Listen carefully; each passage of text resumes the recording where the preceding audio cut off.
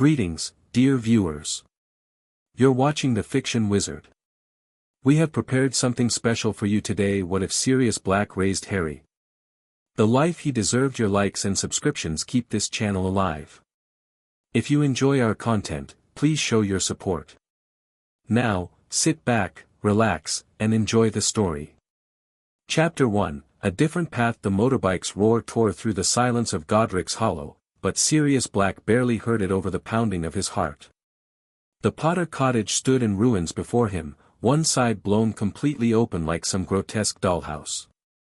He stumbled off the bike, legs nearly buckling as he rushed toward the wreckage. James. James. His voice cracked as he called out, already knowing, feeling, that his best friend wouldn't answer. The front door hung off its hinges. Sirius pushed past it and froze.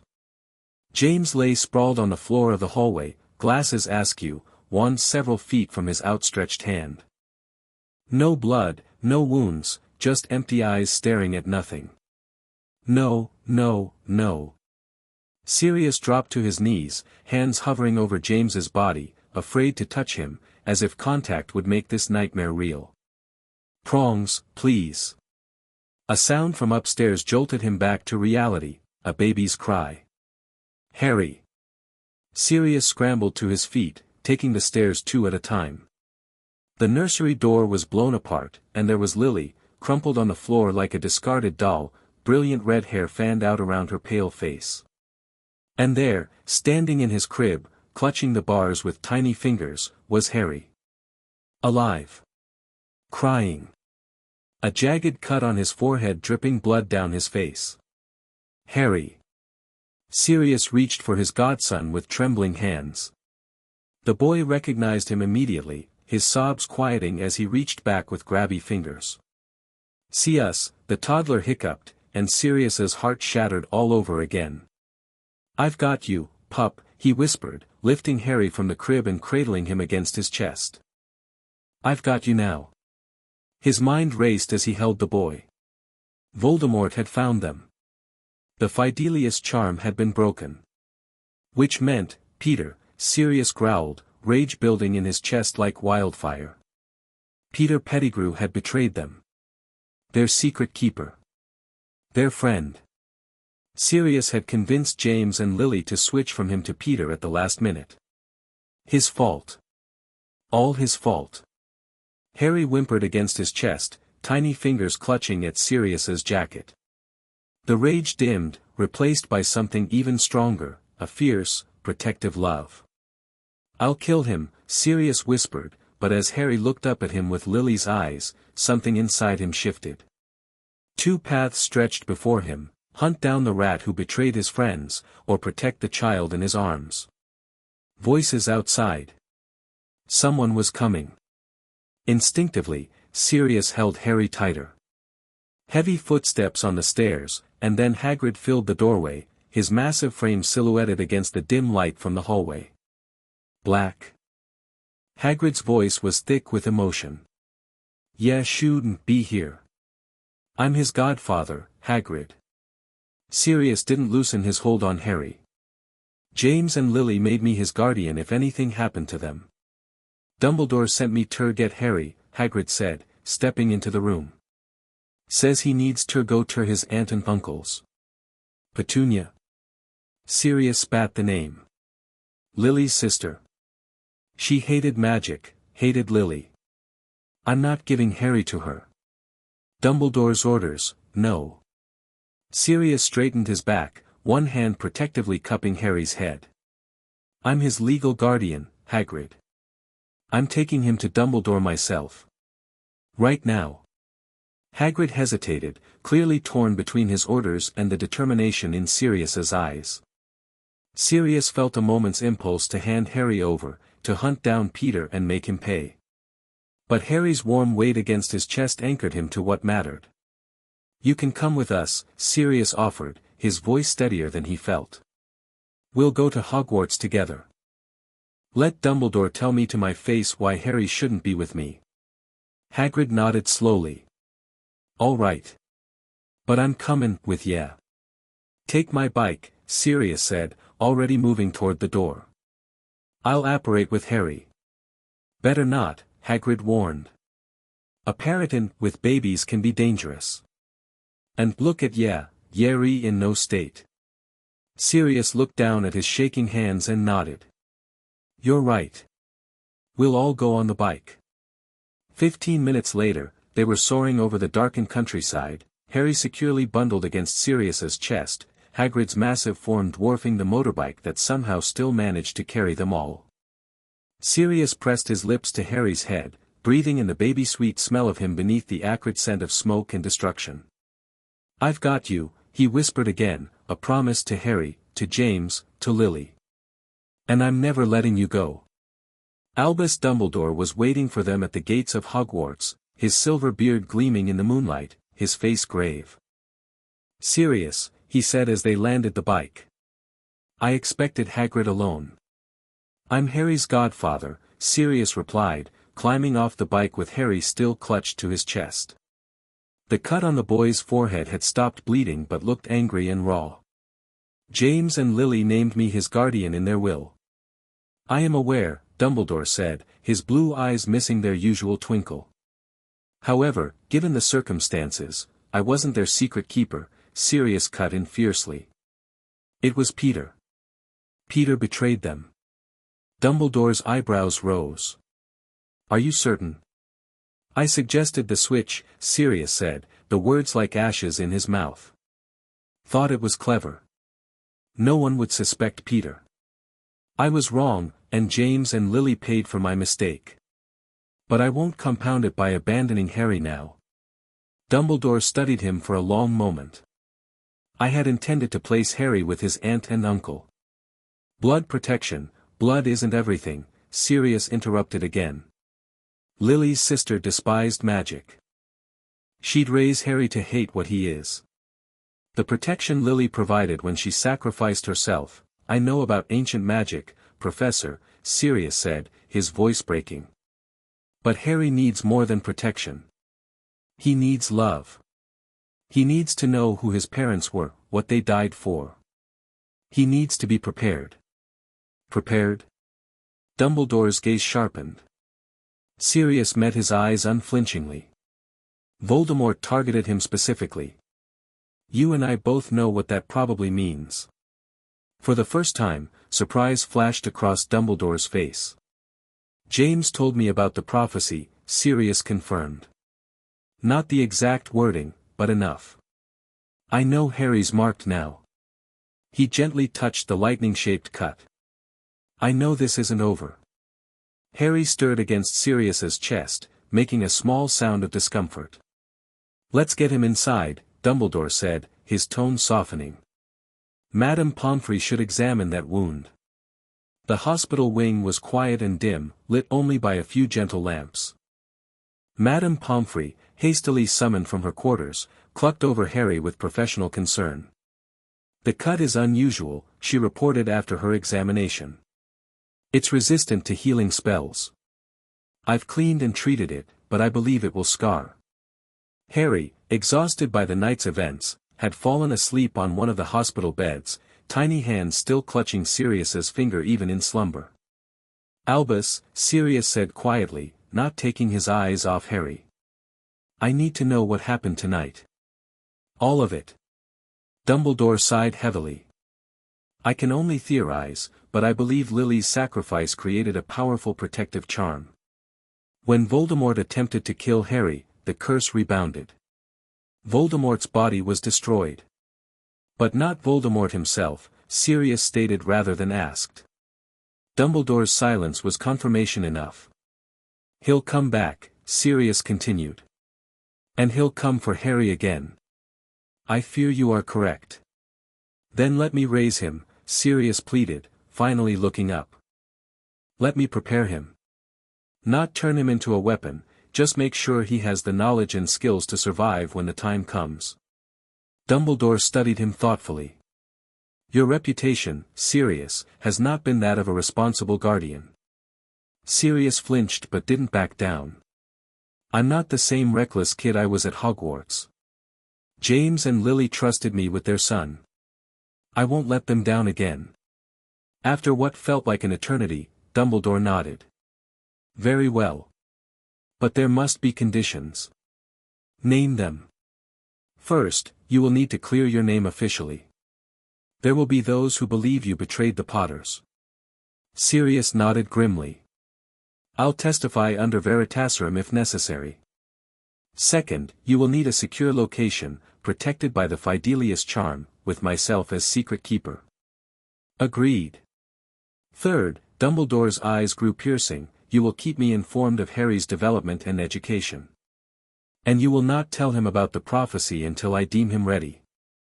Sirius hesitated at this but eventually nodded. I'll tell him about his parents, about Voldemort targeting them, but not about the prophecy itself. Not until he's older. There is one more thing, Dumbledore added.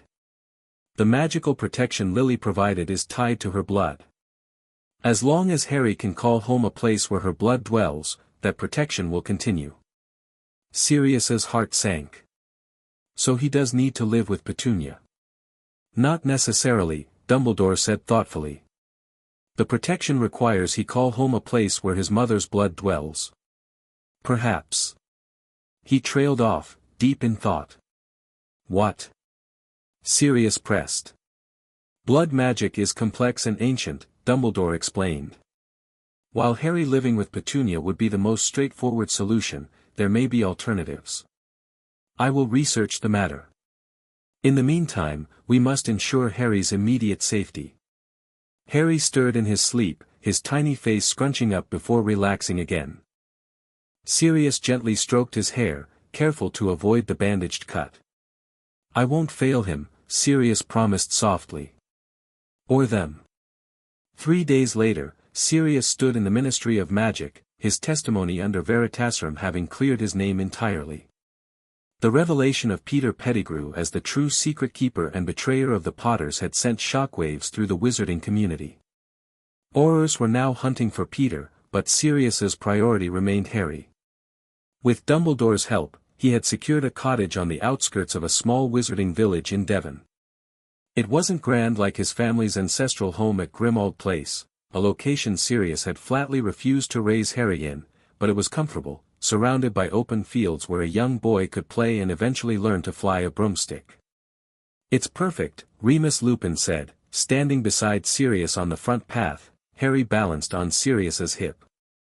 Remus looked haggard, the full moon having passed just 2 days ago, grief adding additional lines to his prematurely aged face. You'll stay? Sirius asked, trying not to sound as desperate as he felt. I don't know how to do this, Moony. I don't know the first thing about raising a kid. Remus smiled sadly.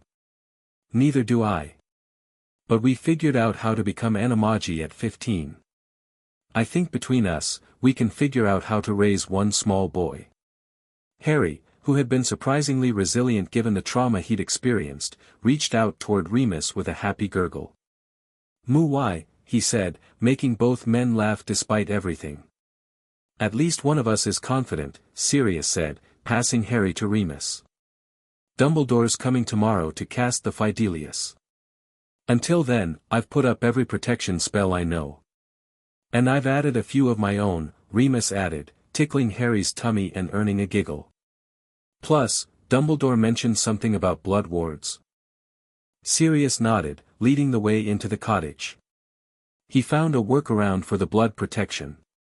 Instead of Harry living with Petunia, he's going to use a sample of Lily's blood that was kept in the Hogwarts medical archives to create a permanent ward around this property. Remus raised his eyebrows. That's complex magic. It's Dumbledore, Sirius shrugged. Plus, he seems particularly invested in Harry's safety. Because of the prophecy, Remus said quietly. Sirius shot him a sharp look. James told you too? Not details. Just that Voldemort targeted them because of Harry. Remus's arms tightened protectively around the boy. That's why I'm staying. Harry's going to need all the family he can get. Family, Sirius repeated, the word feeling both foreign and right. Yeah, that's what we are now. Time passed in a blur of nappies, feeding schedules, and midnight soothing sessions. Neither Sirius nor Remus had anticipated how exhausting caring for a toddler would be, but they adjusted, creating routines and trading off responsibilities. 2 months after moving into the cottage, they celebrated Harry's second birthday with a small cake Remus had baked and a toy broomstick from Sirius that hovered just a foot off the ground. Harry took to it immediately, zooming around the living room, shrieking with delight as Sirius chased after him on all fours, barking playfully in a half-transformation that made Harry laugh until he hiccuped. "You're encouraging recklessness," Remus commented, though he was smiling as he captured the moment with a magical camera. "I'm encouraging his natural talents," Sirius corrected, scooping up Harry mid-flight and spinning him around. "Just like his dad. He's going to be a brilliant flyer." Later, after Harry had crashed from his sugar high and was tucked into bed, Sirius found Remus in the kitchen, staring at the collection of photographs they'd started keeping on the wall. James and Lily featured prominently, dancing at their wedding, holding newborn Harry, James zooming around on his own broomstick while Lily watched from the ground, half exasperated, half adoring. "We're doing all right, aren't we?" Sirius asked quietly, handing Remus a glass of fire whiskey. Remus accepted it with a grateful nod. "Better than I expected, honestly. Though I still think we should have a more structured education plan." Sirius rolled his eyes fondly. "He's just turned 2, Professor Mooney. Plenty of time for structured education later." "It's never too early to develop a love of learning," Remus insisted. "I've been reading up on early childhood magical development. There are exercises we could." All right, Sirius laughed, holding up his hands in surrender. "Draw up your curriculum. But I'm still teaching him to fly properly as soon as he's big enough for a real broom." "Deal." Remus clinked his glass against Sirius's, his expression growing more serious. "Have you heard from Dumbledore lately?" Sirius shook his head. "Not since he finished the Blood Wards last month." "Why?" "I've been thinking about the future. About when Voldemort returns." Sirius's jaw tightened. "Trying not to think about that, actually." "We have to," Remus said gently. "For Harry's sake. He'll need to be prepared, Padfoot. Not just with love and flying lessons, but with real magical knowledge." "I know," Sirius sighed, running a hand through his hair. I want him to have a childhood first. James and Lily would have wanted that. And he will," Remus assured him. "But I think we should at least outline a long-term education plan. Nothing intense yet, just goals for different ages. What he should know by 5, by 8, by the time he goes to Hogwarts." Sirius nodded slowly. "You're right. But let's make sure fun is part of the curriculum too. Pranks and mischief have educational value, you know." Remus laughed. "I'm well aware, considering our school record." They stayed up late into the night, planning Harry's future education between reminiscences about their own Hogwarts days, trying to balance preparation with joy, safety with adventure, the kind of childhood they hoped would make James and Lily proud. By the time Harry was 4, the cottage had transformed into a proper home. The walls were covered with photographs and Harry's colorful drawings, toys were scattered across the living room floor despite Remus's best efforts to instill tidiness, and the garden had been enchanted to change with the seasons, always in bloom, always inviting exploration. Harry himself had grown into an energetic, curious child with James's untamable hair and Lily's bright green eyes. The lightning scar on his forehead had faded somewhat but remained clearly visible, a permanent reminder of what had been lost and what might still come. "Uncle Mooney," Harry called, racing into the study where Remus sat grading papers from his part-time correspondence teaching job. "Look what I can do." Harry held out his small hand, face scrunched in concentration. After a moment, a tiny ball of blue light appeared, hovering just above his palm. Remus's eyebrows shot up. "Harry! That's incredible. Did you do that without a wand?" Harry nodded proudly. "I've been practicing. Can you show me how to make it move now?" "Padfoot!" Remus called. "Come see this." Sirius appeared in the doorway, hair damp from a shower. "What's up?" "Show him, Harry," Remus encouraged. Harry repeated the demonstration, the blue light appearing a little faster this time. "Merlin's beard," Sirius breathed, crouching down to Harry's level. "That's advanced magic, pup. Most kids can't control their magic like that until they're much older." "Is it bad?" Harry asked, suddenly uncertain. "No. No, it's brilliant," Sirius assured him quickly. "Your mum and dad would be so proud." Harry's face lit up. "Really? Did they do magic like this?" "Your mum was especially good at charms," Sirius told him, leading him to the couch. "She could make flower petals dance in the air and stay floating for hours. And your dad, well, he became an animagus at 15, which is some of the most difficult magic there is." "Like when you turn into the big dog?" Harry asked excitedly.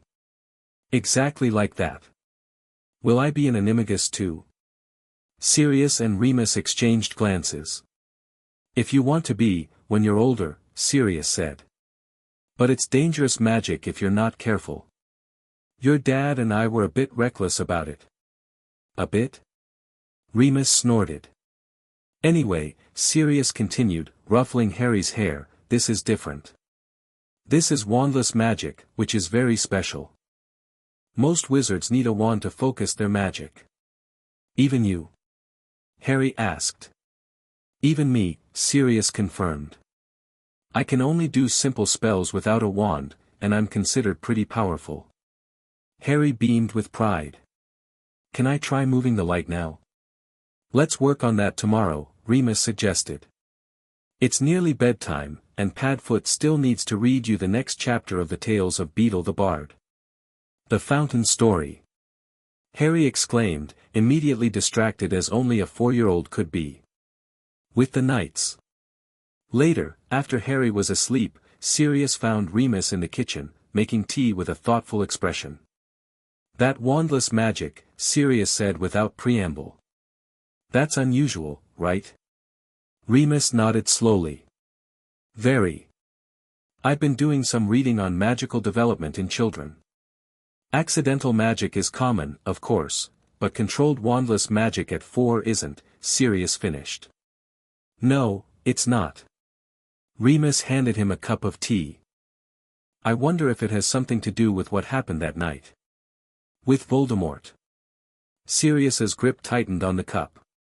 "You think surviving the killing curse changed his magic somehow?" "It's possible." "Or?" Remus hesitated. "Or what?" "Or he was always going to be exceptional," Remus said gently. "James and Lily were both powerful magically. And there was the prophecy." Sirius stared into his tea. "The one with the power to vanquish the Dark Lord," he murmured. "I don't want him to be special that way, Moony. I just want him to be Harry." "He is Harry," Remus said firmly. "A happy, loved little boy who happens to be quite gifted magically. Whatever comes later, we'll face it together." By the time Harry turned 7, his magical education was well underway. Remus had developed a curriculum that balanced magical theory with practical skills, while Sirius ensured Harry had plenty of time for flying, exploring, and just being a kid. "Now, concentrate on the feeling of the feather," Remus instructed one autumn afternoon. They were sitting at the kitchen table, a collection of feathers spread out before them. "Magic is about intent and visualization." Harry nodded seriously, his green eyes fixed on a blue jay feather. He held his palm above it, his small face scrunched in concentration. Slowly, the feather rose from the table, hovering a few inches in the air. "Excellent," Remus praised. "Now, can you move it toward me?" Harry's eyes narrowed, and the feather wobbled, drifting slowly across the table before dropping. "I almost had it," he said, disappointed. "You did brilliantly," Remus assured him. "Most adult wizards can't manage wandless levitation at all, let alone with such control." The front door banged open, and Sirius strode in, grinning from ear to ear. "Package day," he announced, holding up a bulging sack. Honeyduck's finest and the latest Nimbus catalog. Harry's face lit up. Did my new Quidditch gloves come? Better, Sirius said, pulling a small package from the sack. Your own practice snitch. Really? Harry bounced in his seat, reaching eagerly for the package. Careful, it's not a toy, Sirius warned, though he was smiling. It's a proper training snitch, slower than competition standard but still tricky to catch. Can we try it now? Please. Harry looked between his godfathers with pleading eyes. Remus checked his watch. We've been at lessons for 2 hours already. I suppose we could break early. He didn't get to finish before Harry was racing to get his jacket, Sirius laughing behind him. You're encouraging an obsession, Remus commented mildly as he and Sirius followed Harry outside. A healthy one, Sirius countered. Besides, James would haunt me if his son didn't know how to play Quidditch properly. They spent the afternoon in the large field behind the cottage, Sirius releasing the practice snitch and Harry zooming after it on his junior broomstick, a more advanced model than his first toy broom but still with safety charms to prevent him from flying too high or fast. Remus conjured a comfortable chair and sat grading papers while keeping one eye on the flying lesson. From time to time, he'd glance up to see Harry executing a tight turn or diving dramatically after the glint of gold, Sirius alternately cheering and offering pointers. Later, as dusk fell and they headed inside for dinner, Harry clutching the finally caught snitch triumphantly, Remus couldn't help but feel a surge of bittersweet happiness. This was the childhood Harry deserved, magical, joyful, secure. If only James and Lily could see him now. As if reading his thoughts, Sirius nudged Remus's shoulder. They'd be proud, he said quietly. Of him and of us. I know, Remus replied. I just wish they were here to see it. Me too, Moony. Every single day. But why can't I meet other magical children yet? Harry asked one rainy afternoon when he was 8. He was sprawled on the living room floor, surrounded by magical history books and parchment where he'd been writing an essay about goblin rebellions for Remus. Sirius and Remus exchanged glances. They'd known this question was coming eventually. It's complicated, pup, Sirius said, sitting cross-legged on the floor beside him. You know how I've told you that you're famous in the wizarding world? Harry nodded, absently touching the lightning scar on his forehead. Because of Voldemort. Because he killed Mum and Dad but couldn't kill me. They'd never hidden the truth from Harry, telling him age-appropriate versions of what had happened as he grew old enough to understand. They'd emphasized his parents' bravery, their love for him, and the fact that Voldemort had specifically targeted their family, without revealing the prophecy itself. Right, Sirius continued. And that means there are still people out there who might want to hurt you. Death Eaters who escaped punishment. Or just people who would want to use you because of your fame. But you and Uncle Moony would protect me, Harry pointed out reasonably. We would, Remus agreed, joining them on the floor. But protecting you also means being careful about who knows where you live or has access to you. Harry frowned thoughtfully. But what about when I go to Hogwarts? I'll meet lots of people then. By then, you'll be older and better prepared, Remus explained. And Hogwarts has powerful protections. Harry didn't look entirely convinced. I just want a friend my own age sometimes, he said quietly. Someone to play exploding snap with or fly with when you're both busy. Sirius felt a pang of guilt. They'd done their best to give Harry a normal childhood, but isolation was an unavoidable consequence of keeping him safe. What if, Sirius said slowly, we arranged some carefully supervised playdates? There are families we trust, the Weasleys, for instance. They have a boy about your age, Ron, and several other children. Harry's face lit up. Really? Remus gave Sirius a surprised look.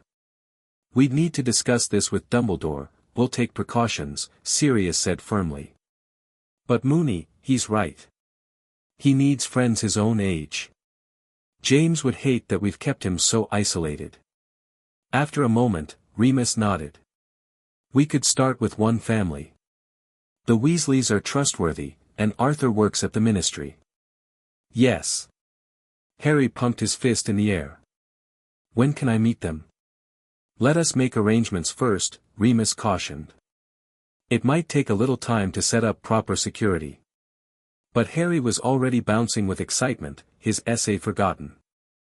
I bet Ron likes Quidditch. Do you think he's ever played keeper? I need someone to practice scoring against. Sirius laughed, ruffling Harry's perpetually messy hair.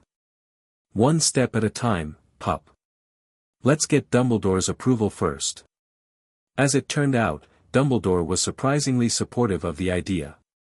Harry will indeed need allies and friends when he goes to Hogwarts, the headmaster said during his next visit to the cottage. The Weasley family is an excellent choice for a first connection to the wider wizarding world.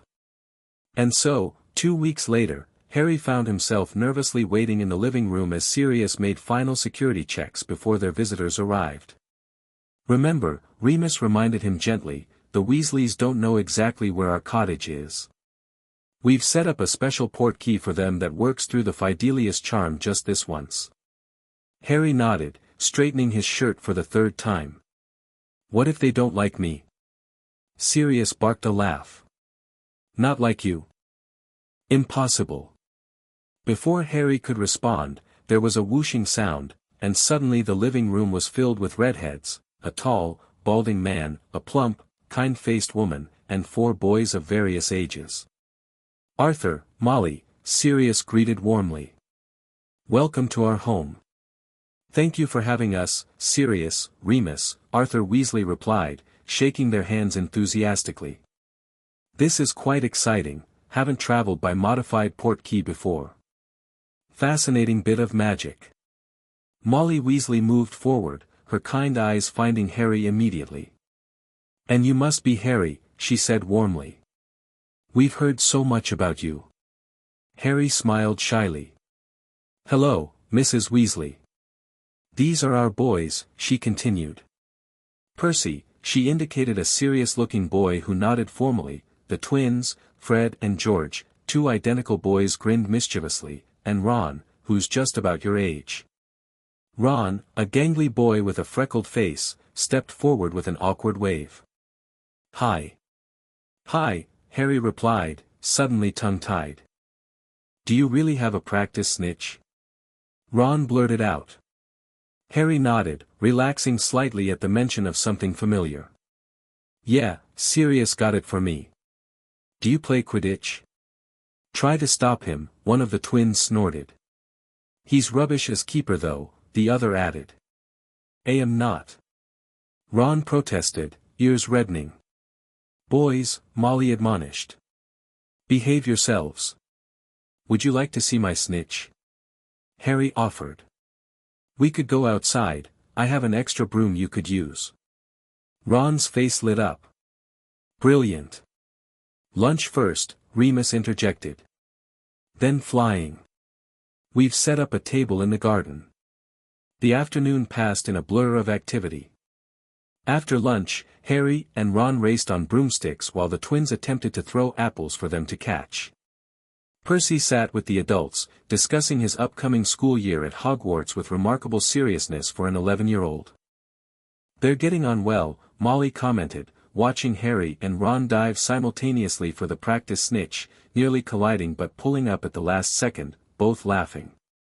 They are, Sirius agreed, feeling a weight lift from his shoulders. It's good to see Harry with kids his own age. He's welcome at the Burrow anytime, Arthur offered. Our home's not as secure as yours, obviously, but we could work something out. That would be wonderful, Remus said sincerely.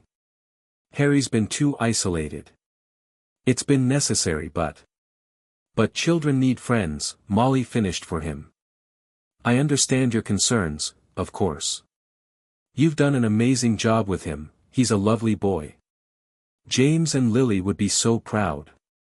By the time the Weasleys departed that evening, Harry was flushed with excitement and happier than Sirius had seen him in months. Ron's brilliant, he declared as they cleared away the remains of dinner. He knows loads about the Chudley cannons, that's his favorite team, even though they haven't won in ages. And Fred and George are really funny. They're going to Hogwarts next year with Percy. I'm glad you had fun, Sirius said, smiling at Harry's enthusiasm. When can I see them again? Harry asked immediately. Ron said they have a paddock where they practice Quidditch at their house. Could I go there sometime? Sirius and Remus exchanged glances. We'll work something out, Remus promised. Maybe not at their house just yet, but we could arrange another visit here. Harry nodded, clearly already planning what they would do next time. Ron's never seen a pensieve, he said thoughtfully. Could I show him the memory of that professional Quidditch match we went to last year? Let's start with something simpler, Sirius suggested, amused by Harry's eagerness to share everything at once. Maybe next time we'll take you both to an actual match. Harry's eyes widened. Really? That would be amazing. As Harry chattered on about Quidditch strategies and everything Ron had told him about his brothers already at Hogwarts, Sirius felt a profound sense of rightness. This was what Harry needed: connection to the wider wizarding world, friendship, normalcy amidst all the extraordinary circumstances of his life. Later, after Harry had finally gone to bed, still talking excitedly about the day's events, Sirius found Remus in the study, updating their security journal. Good day? Sirius asked, conjuring a glass of fire whiskey for each of them. Very good, Remus agreed, accepting the glass. I was worried about security risks, but everything went smoothly. Harry needed this, Sirius said, dropping into an armchair. We've done our best, but two old bachelors can only provide so much. Remus chuckled. Speak for yourself. I'm distinguished, not old. Distinguished by your gray hairs, maybe. They sat in comfortable silence for a moment, sipping their drinks. 3 years until Hogwarts, Remus said eventually. It'll go by faster than we think. Sirius nodded, a mixture of pride and anxiety swirling in his chest. He'll be ready. We'll make sure of it. The years leading up to Harry's 11th birthday passed in a whirlwind of magical education, Quidditch practices, and carefully supervised social interactions. The Weasleys became regular visitors, and occasionally Harry was allowed to visit the burrow under strict security protocols. He also met Neville Longbottom, a quiet, somewhat clumsy boy being raised by his formidable grandmother. Sirius had insisted on the introduction, knowing that Neville was the other child who could have been the subject of the prophecy. The boys got along well, with Harry's confidence helping to draw Neville out of his shell. Through it all, Sirius and Remus continued Harry's magical education, balancing theory with practical skills. By the time his Hogwarts letter arrived, hand-delivered by Dumbledore himself rather than by Owl, Harry had a solid foundation in charms, transfiguration, defensive magic, and magical history. I can't believe it's finally here, Harry said, holding the parchment envelope reverently. The emerald green ink gleamed in the morning sunlight streaming through the kitchen windows. Mr. H. Potter, the second bedroom Wildflower Cottage, Devon, open it, Sirius urged, just as excited as Harry. Harry carefully broke the wax seal and pulled out the letter, reading aloud, Hogwarts School of Witchcraft and Wizardry Headmaster, Albus Dumbledore, Order of Merlin, First Class, Grand Source, CHF, Warlock, Supreme Mugwump, International Confede, of Wizards. Dear Mr. Potter, we are pleased to inform you that you have been accepted at Hogwarts School of Witchcraft and Wizardry. Please find enclosed a list of all necessary books and equipment. Term begins on September 1st. We await your owl by no later than July 31st. Yours sincerely, Minerva McGonagall, Deputy Headmistress. Congratulations, Harry, Dumbledore said, his blue eyes twinkling behind half-moon spectacles. Though I don't believe anyone had any doubts about your acceptance. Harry grinned, looking through the list of required items. When can we go shopping for all this? Soon, Remus promised. Though we'll need to plan carefully. It will be your first major public appearance in the wizarding world. Harry's smile faltered slightly. Though he understood his fame intellectually, the reality of it hadn't fully sunk in. People will stare, won't they? Because of this. He touched his scar. Some will, Sirius acknowledged. But remember what we've talked about. Their reactions are about the boy who lived, a story they've created in their minds. They don't know you, Harry. The real you. And the real you is what matters, Remus added gently. Harry nodded, squaring his shoulders in a way that reminded Sirius painfully of James. I know. I'm ready. Dumbledore, who had been observing the interaction with interest, spoke up. I believe we could arrange a private shopping trip to Diagon Alley. Early morning, before most shops are busy. That would be great, Professor, Harry said gratefully. Though. He hesitated, could Ron come too? He's getting his supplies the same day as me, and we promised to meet up. The three adults exchanged glances. I don't see why not, Dumbledore said eventually. The Weasley family has proven trustworthy, and having a friend beside you might make the experience less overwhelming. And so, on a bright August morning, Harry found himself stepping into the leaky cauldron with Sirius and Remus, trying not to flinch as conversation died the moment they entered. Bless my soul, the barkeeper whispered. It's Harry Potter. Suddenly, everyone was on their feet, surging toward him with outstretched hands and excited voices. Welcome back, Mr. Potter, welcome back. Can't believe I'm meeting you at last. Always wanted to shake your hand. Sirius moved protectively closer to Harry, while Remus politely but firmly created space. Thank you, but we're on a tight schedule, he explained to the crowd. Perhaps another time. They managed to extract themselves and make it through to the back, where Sirius tapped the brick wall with his wand, revealing the entrance to Diagon Alley. Harry's eyes widened as the magical shopping district appeared before him.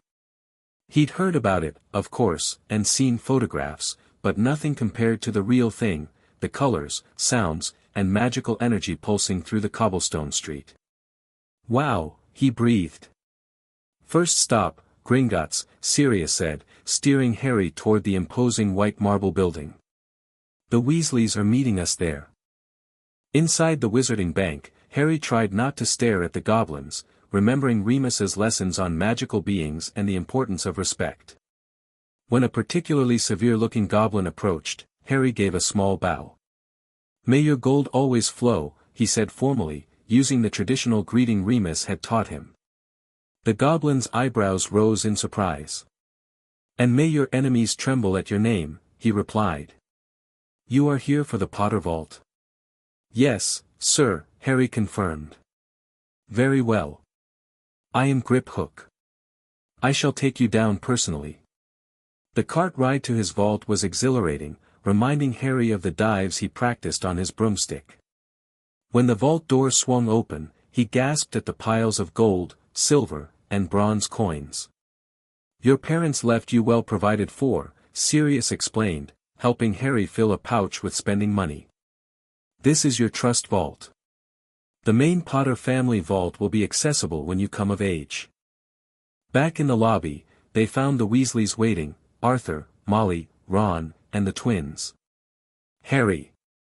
Ron called, waving enthusiastically. Can you believe we're finally getting our Hogwarts stuff? Harry grinned, some of the tension from the public recognition earlier melting away at the sight of his friend. I know. Where should we go first? Ollivanders, Sirius suggested. Best to get your wand early, it's the most important purchase. The wand shop was dusty and quiet, with thousands of narrow boxes piled to the ceiling. Mr. Ollivander appeared silently from the shadows, his pale eyes fixing immediately on Harry. I wondered when I would be seeing you, Mr. Potter, he said softly. It seems only yesterday that your mother and father were in here buying their first wands. The wand-maker's gaze shifted to Sirius. Sirius Black. Dragon heartstring, 11 inches, mahogany. Powerful for transfiguration. Good memory, Sirius said with an appreciative nod. And Remus Lupin. Unicorn hair, 10¼ inches, cypress. Dependable in defense. Ollivander turned back to Harry. Well now, Mr. Potter? Let me see. He pulled out a measuring tape that began measuring Harry on its own while Ollivander selected boxes from the shelves. Try this. Beechwood and dragon heartstring. 9 inches. Nice and flexible. Just take it and give it a wave. Harry took the wand and waved it, but Ollivander snatched it back almost immediately. No, that's not right. Wand after wand was tried and rejected. Instead of growing frustrated, Ollivander seemed to become more excited. Tricky customer, eh? Not to worry, we'll find the perfect match here somewhere. I wonder, now, yes, why not, unusual combination, holly and phoenix feather, 11 inches, nice and supple. Harry took the wand and immediately felt warmth spread through his fingers. He raised it and brought it swishing down, producing a stream of red and gold sparks. Oh, bravo! Ollivander cried. Yes, indeed, oh, very good. Well, how curious, how very curious. Sorry, Harry said, but what's curious? Ollivander fixed Harry with his pale stare. I remember every wand I've ever sold, Mr. Potter. Every single wand. It so happens that the phoenix whose tail feather is in your wand gave another feather, just one other. It is very curious indeed that you should be destined for this wand when its brother, why, its brother gave you that scar. Harry felt a chill run down his spine. Beside him, Sirius stiffened. Yes, 13.5 inches. You. Powerful wand, very powerful, and in the wrong hands. Well, if I had known what that wand was going out into the world to do. He shook his head. I think, Sirius interrupted, his voice tight, that's enough history for today.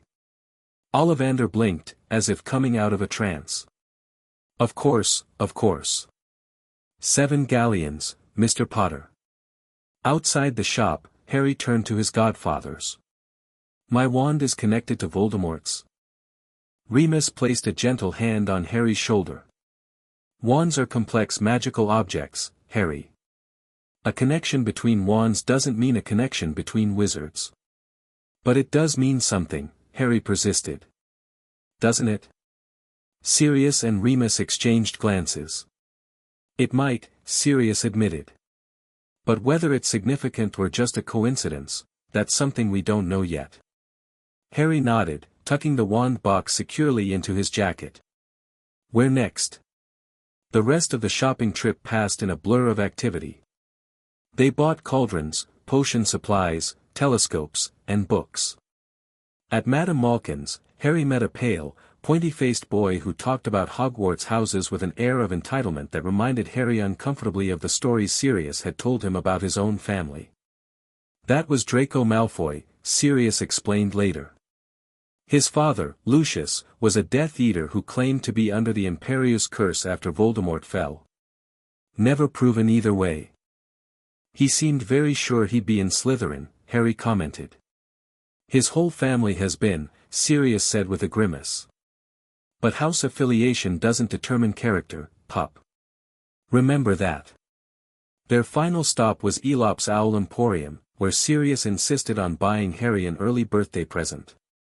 Every Hogwarts student needs a pet, he declared. And an owl is the most useful. Harry's eyes were immediately drawn to a beautiful snowy owl who regarded him with intelligent amber eyes. That one, he said without hesitation. Excellent choice, the shop owner commented. She's unusually clever, that one. With their shopping complete, they regrouped with the Weasleys for ice cream at Florian Fortescue's, where Harry and Ron compared their purchases excitedly. I can't believe we're really going to Hogwarts, Ron said, licking chocolate ice cream from his spoon. Fred and George have told me all sorts of stories, though I don't believe half of them. Wise decision, Remus commented with a smile. If they're anything like certain pranksters I went to school with, skepticism is warranted. Sirius adopted an innocent expression that fooled no one. I have no idea what you're talking about, Professor Mooney.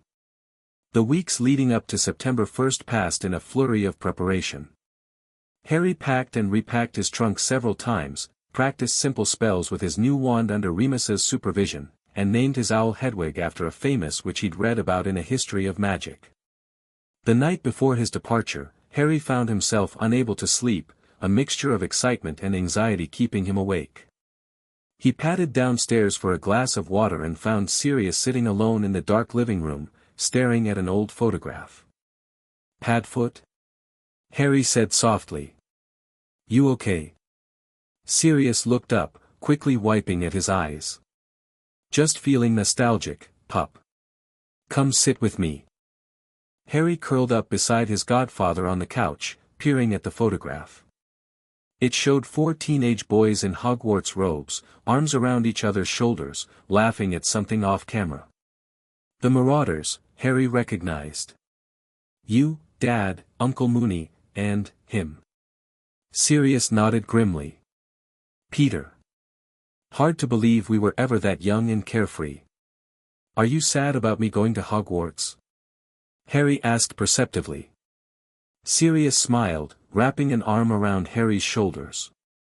"A bit. The house will be too quiet without you. But mostly I'm happy for you. Hogwarts was the best time of my life, it's where I found my true family. I want that for you too." "I already have a family," Harry said, leaning against Sirius's side. "You and Uncle Moony. And we'll always be your family," Sirius assured him. "But at Hogwarts, you'll find friends who become like siblings. People who'll stand by you no matter what. Like you and Dad." "Exactly like that." Sirius squeezed Harry's shoulder. "Your dad would be so proud of you, Harry. So would your mum. Do you think?" Harry hesitated. "Do you think I'll be in Gryffindor like them?" "I think you'll be in whatever house suits you best," Sirius said seriously. "And we'll be proud of you no matter which one it is." Harry nodded, looking relieved. "Even Slytherin?" "Even Slytherin," Sirius confirmed, though he couldn't quite keep a grimace from his face. "Though I might need a stiff drink if the Sorting Hat goes that route." Harry laughed, the last of his anxiety melting away. "Thanks, Padfoot." "For what?" "For everything. For taking me that night. For raising me." Harry's voice grew serious. "I know what my life could have been like if you hadn't." Sirius's throat tightened. They'd never hidden from Harry that Dumbledore had initially planned to place him with the Dursleys. "It was the easiest decision I ever made," he said hoarsely. "And the best." Platform 9 3/4 was crowded with students and parents when they arrived the next morning. Harry pushed his trolley through the barrier between platforms 9 and 10 with Sirius and Remus following close behind. The Hogwarts Express gleamed scarlet against the platform, steam billowing around it. Owl cages rattled, cats meowed, and the air buzzed with excited conversation. "There's Ron." Harry spotted his friend's red hair among a cluster of Weasleys. "Let's get your trunk on board first," Remus suggested. With help from Sirius and the Weasley twins, Harry's trunk was safely stowed in a compartment. Then it was time for goodbyes. "Remember to write," Remus said, straightening Harry's jacket unnecessarily. "And don't hesitate to ask professors for help if you need it." "I won't," Harry promised. "And if Snape gives you a hard time," Sirius began. "Sirius," Remus warned. "Then be extra respectful and work twice as hard in his class," Sirius finished smoothly. "Kill him with kindness." Remus rolled his eyes but didn't contradict him. "I'll miss you both," Harry said, suddenly feeling a lump in his throat. "We'll miss you too, pup," Sirius replied, pulling him into a tight hug. "But we'll see you at Christmas. And we expect full reports on all your adventures." "Not all of them," Remus amended with a knowing look. "Some things are better left between students." The train whistle blew, signaling the final boarding call. "Go on," Sirius urged, releasing Harry. "Ron's waiting for you." Harry climbed aboard, finding the compartment where Ron had already settled in. They leaned out the window, waving as the train began to move. Remember who you are. Sirius called over the noise of the engine. You're Harry Potter, son of James and Lily, godson of Padfoot and Moony, and you're going to be brilliant. Harry waved until his arm ached, until the platform and the two men who had raised him disappeared from view. Then he turned to Ron, a mixture of emotions swirling in his chest, excitement, anticipation, a touch of sadness, but mostly a sense of readiness for whatever lay ahead. Ready for this? Ron asked with a grin. Harry nodded, feeling the weight of his wand in his pocket, the legacy of his parents in his heart, and the foundation of love and knowledge Sirius and Remus had given him. I've been ready my whole life. Chapter 2, Shadows of the Past. The summer sun beat down on Wildflower Cottage as Harry dragged his trunk through the front door, Hedwig's cage balanced precariously under one arm. He'd barely made it 2 steps inside before Sirius enveloped him in a bone-crushing hug that lifted him clear off his feet. There he is. Sirius crowed, spinning Harry around. The Gryffindor seeker who caught the snitch in his mouth. The first year who took down a mountain troll. The boy who faced Voldemort and lived, again. Padfoot, let him breathe, Remus chuckled from the doorway, looking both amused and relieved to have Harry home. Sirius set Harry down but kept his hands on his shoulders, grey eyes scanning him from head to toe as if checking for damage. You look good, pup. Bit thin maybe, we'll fix that. I'm fine, Harry laughed, absurdly happy to be home. The familiar scent of the cottage, old books from Remus's collection, the lingering aroma of Sirius's attempts at cooking, and the subtle hint of protective magic, washed over him like a comforting blanket. Come on, let's get you settled, Remus said, levitating Harry's trunk with a casual flick of his wand. Then you can tell us everything that didn't make it into your letters. Which better include an explanation of why you didn't tell us immediately that Voldemort was after the Philosopher's Stone, Sirius added, his tone light but with an undercurrent of seriousness that Harry didn't miss. Harry winced.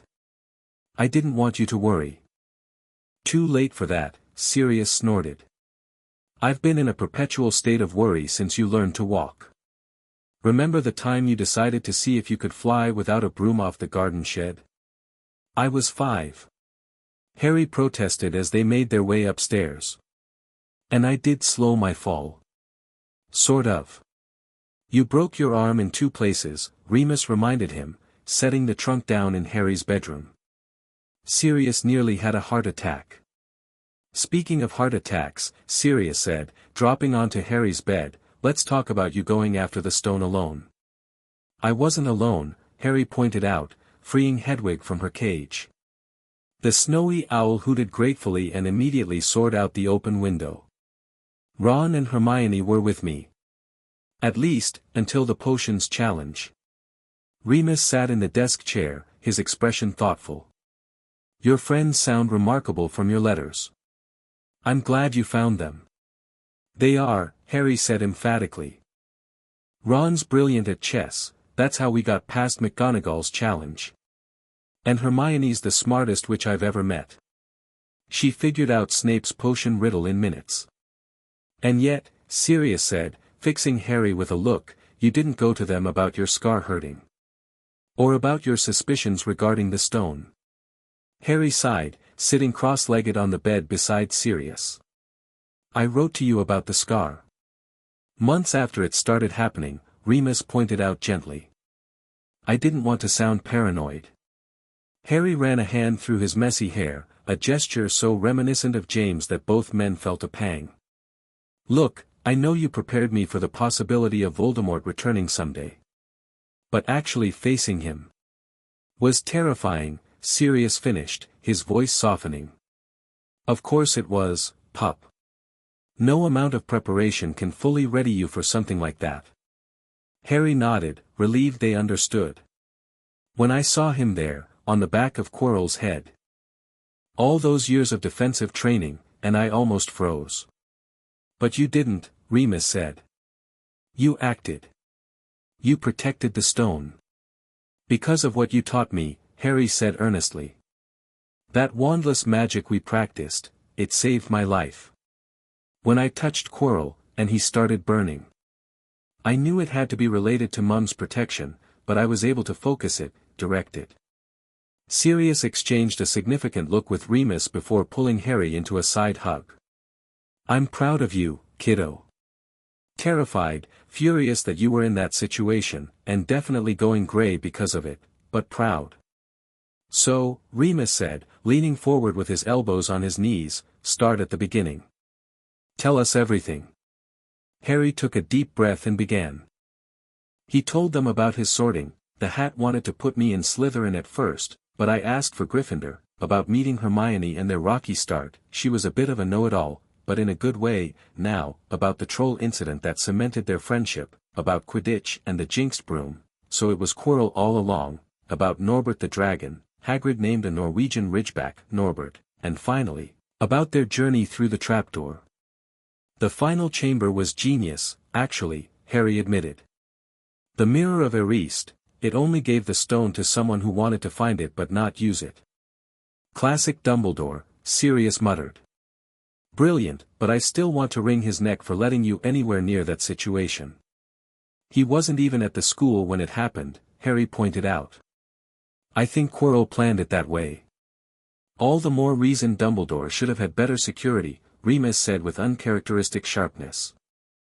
A series of obstacles that 3 first years could overcome. To be fair, we're not ordinary first years, Harry grinned. I had you two teaching me since I could hold a wand. Hermione's a genius. And Ron's, well, Ron's Ron. Still, Sirius said, I'll be having words with our esteemed headmaster about his security protocols. And about keeping us better informed.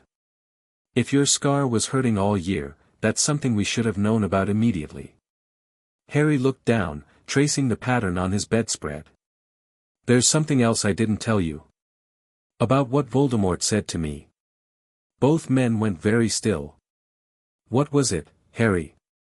Remus asked quietly. He said. Harry swallowed hard. He said he could bring my parents back. If I gave him the stone. He said death was just an obstacle to overcome with enough power. Sirius's face darkened. That manipulative bastard. I knew he was lying, Harry said quickly. I knew my parents wouldn't want to come back that way, even if it were possible. And I remembered what you taught me about necromancy being a perversion of natural magic. You did exactly right, Remus assured him, though his face had gone pale. But Harry, this is important, those exact words about death being an obstacle to overcome, you're certain that's what he said? Harry nodded. Yeah. Why? Again, that look between his godfathers that Harry couldn't quite decipher. Just, gathering all the information, Sirius said after a moment. The more we know about how Voldemort thinks, the better prepared we'll be if, when, he tries again. Harry narrowed his eyes suspiciously. There's something you're not telling me. There are many things we're not telling you, Sirius admitted frankly. Some because you're 11, almost 12, Harry interjected. Almost 12, Sirius amended with a small smile, and some because we don't have all the answers ourselves. But I promise you this, pup, anything you need to know, we'll tell you when the time is right. Harry wanted to push further but recognized the resolve in Sirius's voice. Instead, he changed the subject. So, am I in trouble for the whole stone thing? Sirius barked a laugh. Grounded until you're 17. Pad foot, Remus admonished, though his lips twitched. Fine, fine. Grounded for, let's say a week. With exceptions for flying practice because I can't have my godson getting rusty before next Quidditch season. That seems fair, Harry agreed, relieved the conversation had lightened. And, Remus added, we'll be stepping up your defense training this summer. What happened with Quirrell proves Voldemort is still a threat, and we need you as prepared as possible. Harry nodded, a small thrill running through him despite the seriousness of the situation. He loved their training sessions. But first, Sirius declared, standing up and stretching, food. You look like you've been surviving on Bertie Bott's beans for a month. Mooney made shepherd's pie, and there's treacle tart for dessert. Harry's stomach growled on cue. I've missed proper food. The Hogwarts feasts are brilliant, but nothing beats home cooking. Remus raised an eyebrow. Since when do you consider Sirius's cooking experiments proper food? Oi! Sirius protested. I'll have you know my bacon sandwiches are legendary. For burning down kitchens, maybe, Remus shot back. As they bickered good-naturedly on the way downstairs, Harry felt a weight lift from his shoulders. He was home. He was safe. And despite the shadow of Voldemort looming over his future, right now, surrounded by the people who loved him, that shadow seemed far away. Focus, Harry, Remus instructed, circling where Harry stood in their makeshift dueling area. They'd converted the back garden into a training space, with protective wards to prevent any stray magic from affecting the surrounding countryside. Feel the magic gathering, not just in your wand, but throughout your body. Harry nodded, eyes closed in concentration. He'd been back home for 2 weeks, and as promised, they'd intensified his training. Today they were working on channeling defensive magic more efficiently, making shields stronger while using less magical energy. Protego! Harry called, moving his wand in the prescribed arc. A translucent shield shimmered into existence before him, solid but not as strong as he'd hoped. Again, Remus said. This time, imagine the shield as an extension of yourself, not a separate construct. Harry took a deep breath, visualizing as Remus suggested. Protego. This time the shield materialized with a resonant hum, the magic visibly more concentrated and powerful. Excellent. Remus approved. Sirius, test it. Sirius, who had been lounging on a garden chair watching them, stood with a predatory grin that reminded Harry of his animagus form. Gladly. Ready, pup. Harry nodded, bracing himself. Flipendo. Sirius cast, a jet of blue light shooting from his wand. The knockback jinx hit Harry's shield and dissipated harmlessly, the shield barely flickering. Impressive, Sirius nodded. Let's try something stronger. Stupefy. The red stunning spell impacted with more force, causing the shield to vibrate, but it held. Again. Harry challenged, feeling his confidence grow. Hit me with something bigger. Sirius and Remus exchanged glances, and then Sirius grinned. Bombarda. The explosive spell crashed against Harry's shield with concussive force. The shield shuddered and cracked but didn't break entirely. The feedback knocked Harry back a step, but he remained standing, sweat beading on his forehead from the effort of maintaining the protection. That's enough for today, Remus decided, handing Harry a chocolate frog from his pocket. Eat this, it helps restore magical energy. Harry accepted it gratefully, feeling the familiar warmth spread through him as he bit into the chocolate. That was my best shield yet. It was, Sirius agreed, ruffling Harry's hair. James would be unbearably smug about his son's talent. As if you aren't, Remus commented dryly. I'm allowed, Sirius retorted. Godfather's privilege. They headed inside for lunch, Harry's muscles pleasantly tired from the morning's exertion. As they ate sandwiches in the kitchen, a tawny owl swooped through the open window, dropping a letter in front of Harry before helping itself to water from Hedwig's dish. It's from Hermione. Harry said excitedly, recognizing the neat handwriting. He tore open the envelope and scanned the contents. She's inviting me to stay with her family for a weekend in August. They're going to Diagon Alley for school supplies and thought I might like to come along. That sounds nice, Remus said. We should meet her parents first, of course. Naturally, Sirius agreed. Can't have you running off with strangers, even if they are the parents of the brightest witch of her age. Harry rolled his eyes. They're muggles, Sirius. Dentists, actually. I doubt they're secret Death Eaters. All the same, Sirius said, his tone light but his eyes serious, standard safety protocols apply. How about we invite them here for dinner first? They might appreciate a proper introduction to the wizarding world beyond what they've seen at Diagon Alley. Harry brightened. That's brilliant. I'll write back right away. As Harry dashed upstairs to pen his reply, Sirius turned to Remus with a frown. Are we being overprotective? Probably, Remus admitted. But given what happened at Hogwarts, I think we're justified. Besides, it is a good idea to meet her parents. They must have questions about the magical world their daughter's now part of. Sirius nodded, though he still looked troubled. I want him to have a normal life, Moony. Well, as normal as possible. I know. Remus placed a reassuring hand on Sirius's shoulder. But we can't ignore the reality of who he is. Voldemort is still out there, in some form. The fact that he possessed Quirrell, that he was after the stone. That he specifically talked about conquering death, Sirius finished grimly. Yeah, I've been thinking about that too. It fits with Dumbledore's theory. We need to tell Harry more soon, Remus said quietly. Not everything, perhaps, but more than he knows now. After what happened with the stone, he deserves to understand why Voldemort is targeting him specifically. The prophecy, Sirius muttered. Dumbledore won't like it. Dumbledore doesn't have to raise him, Remus countered. We do. And I'd rather Harry face the truth prepared than be blindsided by it. You're right. After his birthday, maybe. Sirius ran a hand through his hair. Let him have one more summer of just being a kid.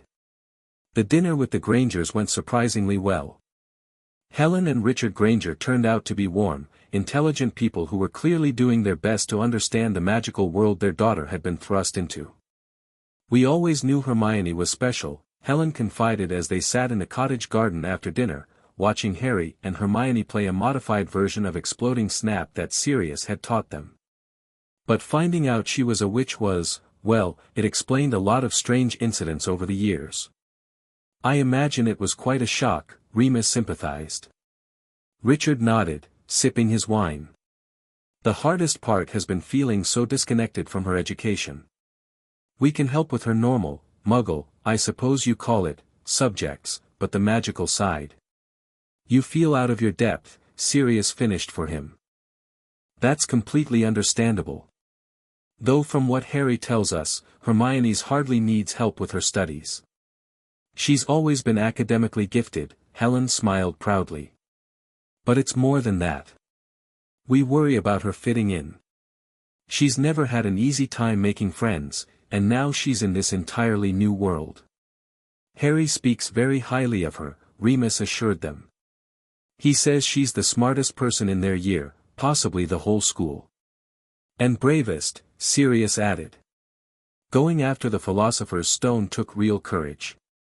Both Grangers paled slightly at the reminder of the danger their daughter had faced. About that, Richard said, his voice taking on a more serious tone. We're still not entirely clear on what happened. Hermione's letters were rather vague. Sirius and Remus exchanged glances. I think, Remus said carefully, there are some aspects of wizarding history you should be aware of to understand the current situation. Particularly regarding Harry's connection to a dark wizard named Voldemort. Over the next hour, they explained, in simplified terms, the First Wizarding War, Voldemort's fall, his apparent survival in some diminished form, and his recent attempt to regain power via the Philosopher's Stone. So this. Voldemort, Helen said slowly, he specifically targeted Harry as a baby? And may still be after him? Unfortunately, yes, Sirius confirmed. Which is why we've raised Harry with certain precautions and training that most wizarding children don't receive. And our daughter is best friends with him, Richard stated, looking over at the laughing children with newfound concern. Hermione chose to stand by Harry, Remus said gently. That speaks volumes about her character. But if you're concerned about her safety, we're not pulling her out of Hogwarts, if that's what you're suggesting, Helen interrupted firmly. Hermione would never forgive us. She loves that school. Loves magic.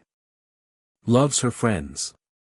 But perhaps, Richard added, there are precautions we should be taking? Things we should know, as her parents? Sirius leaned forward. Actually, I've been thinking about that. There are protective measures that could be placed around your home, nothing invasive, just basic wards that would alert you to magical threats. You could do that? Helen asked, surprised. We could, Remus confirmed. With your permission, of course. And, Sirius added, if you're open to it, we could teach Hermione some basic defensive spells this summer. Nothing beyond what she'd learn at Hogwarts eventually, just, accelerated a bit. Given who her best friend is, it might be prudent. The Grangers looked at each other, having one of those silent conversations that long-married couples perfect. We'd appreciate that, Richard finally said. Both the wards and the lessons. Hermione's safety is our priority, but we also understand that she's made her choice to be part of this world, and part of Harry's life. Excellent, Sirius grinned. Fair warning, she might find our teaching methods a bit more hands-on than what she's used to at Hogwarts. Hermione thrives on challenge, Helen smiled. I think she'll be just fine. Harry's 12th birthday dawned bright and clear. He woke to the sound of Sirius singing, Happy Birthday, at the top of his lungs while banging pots and pans together in the hallway, a tradition that had started on his 7th birthday and showed no signs of stopping, much to Remus's annual exasperation. Make it stop, Harry groaned, pulling his pillow over his head, though he couldn't suppress his grin. Not a chance, birthday boy. Sirius declared, barging into Harry's room. Up you get. Presents and pancakes await. Harry dragged himself out of bed, yawning but smiling. You're mental, you know that. So I've been told, Sirius agreed cheerfully. Repeatedly. By everyone. Now come on, Mooney's been cooking up a storm. Downstairs, the kitchen was transformed. Streamers hung from the ceiling, changing colors every few seconds. A banner proclaiming, Happy 12th Birthday Harry, stretched across one wall, the letters occasionally rearranging themselves to spell joke messages like, Harry Happy Birthday, or Happy Harry Day Birth.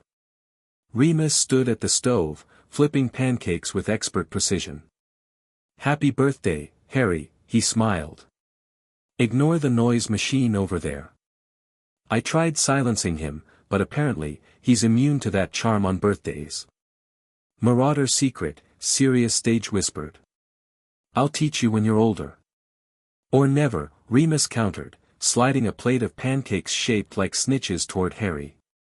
Because the last thing the world needs is another wizard who can't be silenced during their ridiculous birthday rituals. Harry laughed, digging into his breakfast with enthusiasm. Sirius had already piled a small mountain of presents at the end of the table, and Harry could see more in the living room. Those are from your friends, Remus explained, noticing Harry's gaze. Ron's owl arrived at dawn, nearly gave Hedwig a heart attack. Hermione's parents dropped hers off yesterday. And there's something from Hagrid that's moving. Moving? Harry repeated warily. Don't worry, I checked it, Sirius assured him. It's just a book. A rather aggressive book about magical creatures. I had to belt it shut. After breakfast, Harry opened his presents with mounting excitement. From Sirius, he received a professional-grade broom servicing kit and a set of omnioculars, for studying your Quidditch opponent's moves, Sirius explained. Remus gave him an advanced book on defensive magic and a handsome leather journal. The journal has privacy charms, Remus explained. Only you can read what's written in it, unless you specifically allow someone else to. Brilliant! Harry exclaimed, already thinking of all the things he could record without worrying about prying eyes. Ron had sent him a fascinating book about the Chudley Cannons, his favorite team, and a large box of homemade fudge from Mrs. Weasley. Hermione's gift was predictably book-shaped but turned out to be a fascinating volume on famous duels throughout wizarding history. She said you'd appreciate the tactical analysis, Remus smiled, having spoken to Hermione about it when her parents visited.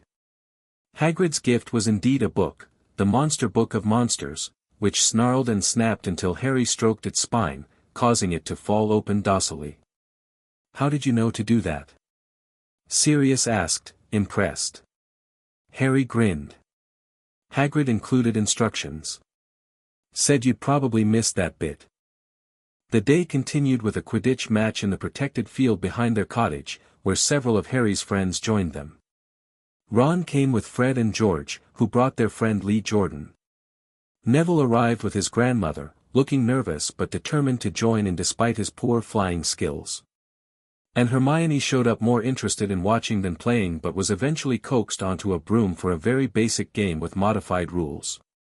Augusta Longbottom sat with Remus, watching the children play while Sirius acted as referee, though his idea of refereeing seemed to mostly involve encouraging increasingly dramatic fake fouls from the twins. "You've done well with him," Augusta commented, her usually stern expression softened as she observed Harry laughing with his friends. Frank and Alice would approve. As would James and Lily. "Thank you," Remus said, touched by the rare compliment from the formidable witch. "We've tried our best." "Better than best," she stated matter-of-factly. "I've seen how you've prepared him, not just magical education, but character. Neville speaks very highly of him. Says Harry was the only one who stood up to that Malfoy boy when he was bullying Neville." Remus smiled, pride warming his chest. "That sounds like Harry. He has a strong sense of justice." "Like his mother," Augusta nodded. "Lily Evans was always defending the underdog, even at school. I remember Frank mentioning it in his letters home." Their conversation was interrupted by cheers as Harry performed a spectacular dive to catch a tennis ball they were using in place of a snitch. "Show off," Sirius called approvingly. "Just like your father." The day ended with a magnificent cake in the shape of a golden snitch, complete with fluttering golden wings that were actually edible. After his friends departed, Harry sat in the living room with his godfathers, pleasantly exhausted. "Good birthday?" Sirius asked, sprawled in his favorite armchair. "The best," Harry confirmed, then frowned slightly. "Well, except for, what?" Remus prompted. "It's nothing," Harry shrugged. "Just, I haven't heard from Hogwarts yet." "About next term?" Sirius and Remus exchanged puzzled glances. "Your letter should have come by now," Remus agreed. "The book lists usually arrive well before August." "I'll check with Dumbledore tomorrow," Sirius promised. "Probably just an oversight with the owl post." Harry nodded, trying not to worry. But something felt off. He'd written to Ron twice in the past week with no reply, which was unusual. And now no Hogwarts letter. "Don't fret on your birthday," Sirius advised, correctly reading Harry's expression. "I'm sure there's a simple explanation." That night, as Harry was arranging his presents in his bedroom, a loud crack startled him. He whirled around to find a strange creature standing in the middle of his room, about 3 feet tall with large, bat-like ears and bulging green eyes the size of tennis balls. "Harry Potter," the creature squeaked, bowing so low that its long, thin nose nearly touched the floor. "So long has Dobby wanted to meet you, sir. Such an honor it is." Thanks," Harry said, instinctively reaching for his wand on the bedside table. What are you?" "Dobby, sir. Just Dobby." "Dobby the house elf," the creature replied. "I see," Harry said cautiously. He knew about house elves from Sirius's descriptions of the one that had served his family, but he'd never met one before. "Not to be rude, but this isn't a great time for a house elf to be in my bedroom." Dobby hung his head. "Dobby understands, sir. Dobby has come to tell Harry Potter, it is difficult, sir. Dobby wonders where to begin." "Why don't you sit down?" Harry suggested, pointing to the bed. To his horror, the elf burst into tears, very noisy tears. Sit down," he wailed. "Never, never ever. I'm sorry." Harry whispered frantically, aware that Sirius or Remus might hear. "I didn't mean to offend you or anything, offend Dobby," choked the elf. "Dobby has never been asked to sit down by a wizard, like an equal." Harry, trying to simultaneously shush the elf and look apologetic, finally got Dobby to calm down. "What did you want to tell me?" he asked once the elf had stopped sobbing. "Harry Potter must not go back to Hogwarts." Harry stared. "What? But I have to go back. Term starts on September 1st. "It's all arranged." "No, no, no," squeaked Dobby, shaking his head so hard his ears flapped. "Harry Potter must stay where he is safe. He is too great, too good, to lose. If Harry Potter goes back to Hogwarts, he will be in mortal danger." "Why?" Harry asked. "What danger? Is this about Voldemort?" Dobby made a choking sound and then banged his head frantically against the wall. "Speak not the name, sir. Speak not the name. Stop that." Harry hissed, grabbing the elf to restrain him.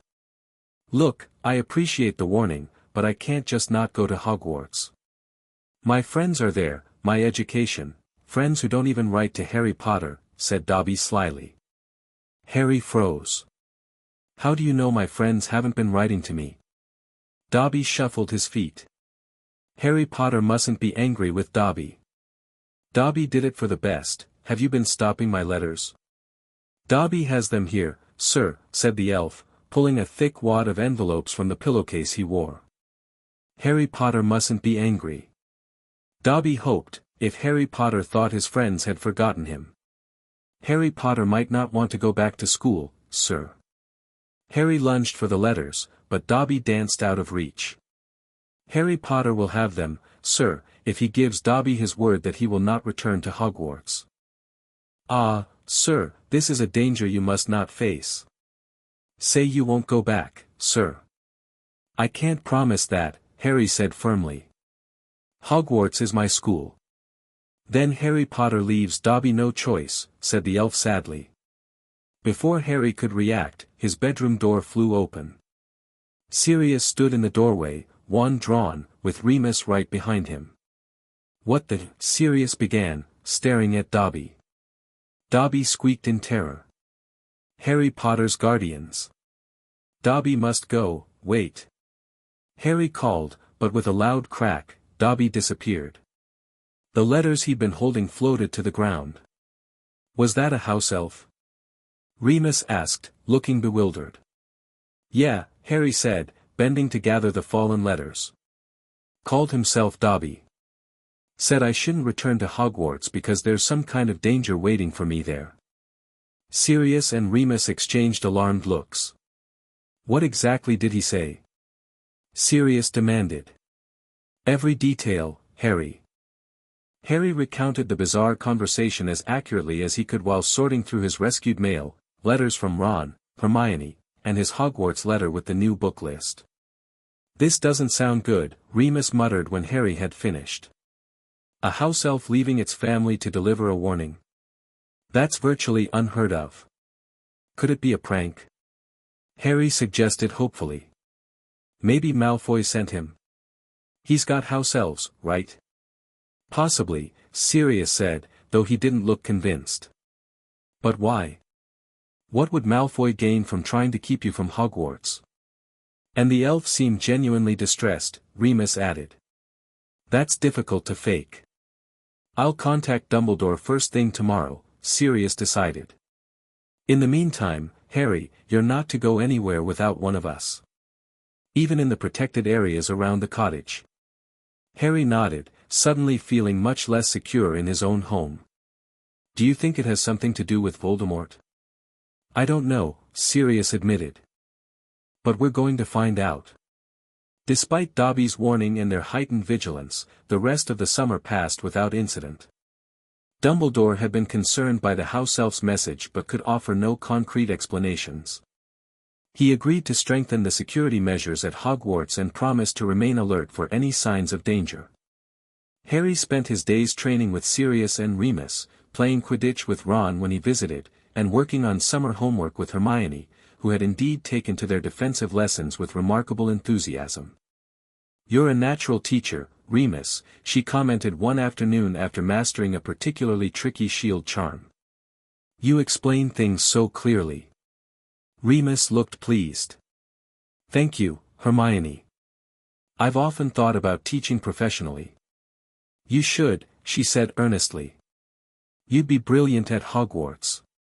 Maybe someday, he replied with a small smile that didn't quite reach his eyes.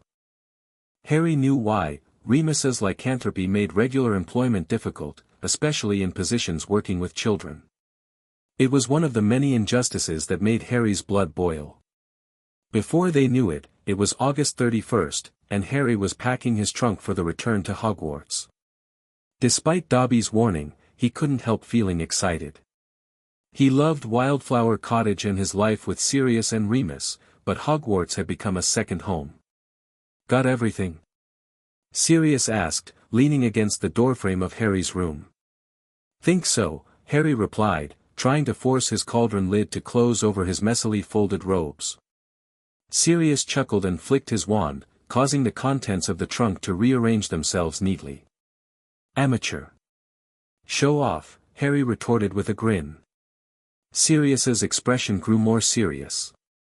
Listen, pup. About tomorrow, we're taking extra precautions. Remus and I will both accompany you to the platform. We'll arrive early and do a security sweep before the crowds show up. Is that really necessary? Harry asked. King's Cross will be full of muggles. It's not like Voldemort's going to attack there. Probably not, Sirius agreed. But after that house elf's warning, better safe than sorry, yeah.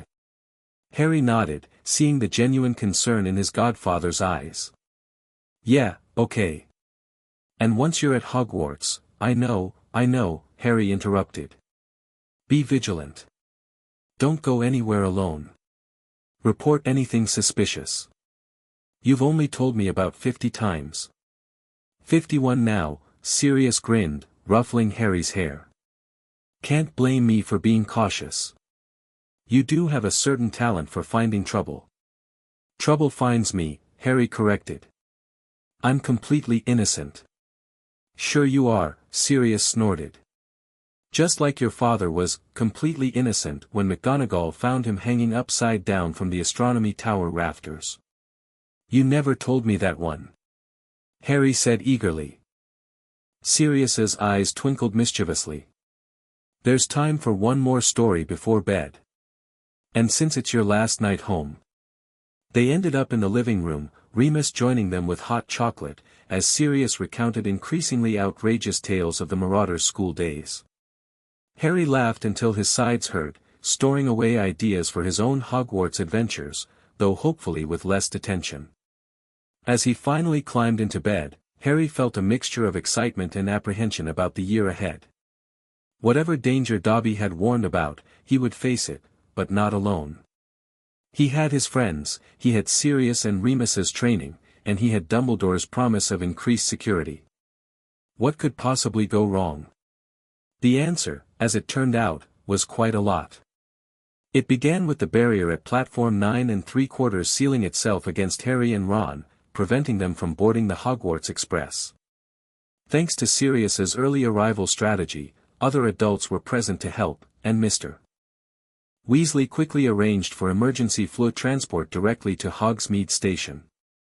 Then came the disaster of Professor Lockhart, their new defense against the dark arts teacher, who proved to be less interested in actual defense and more in self-promotion.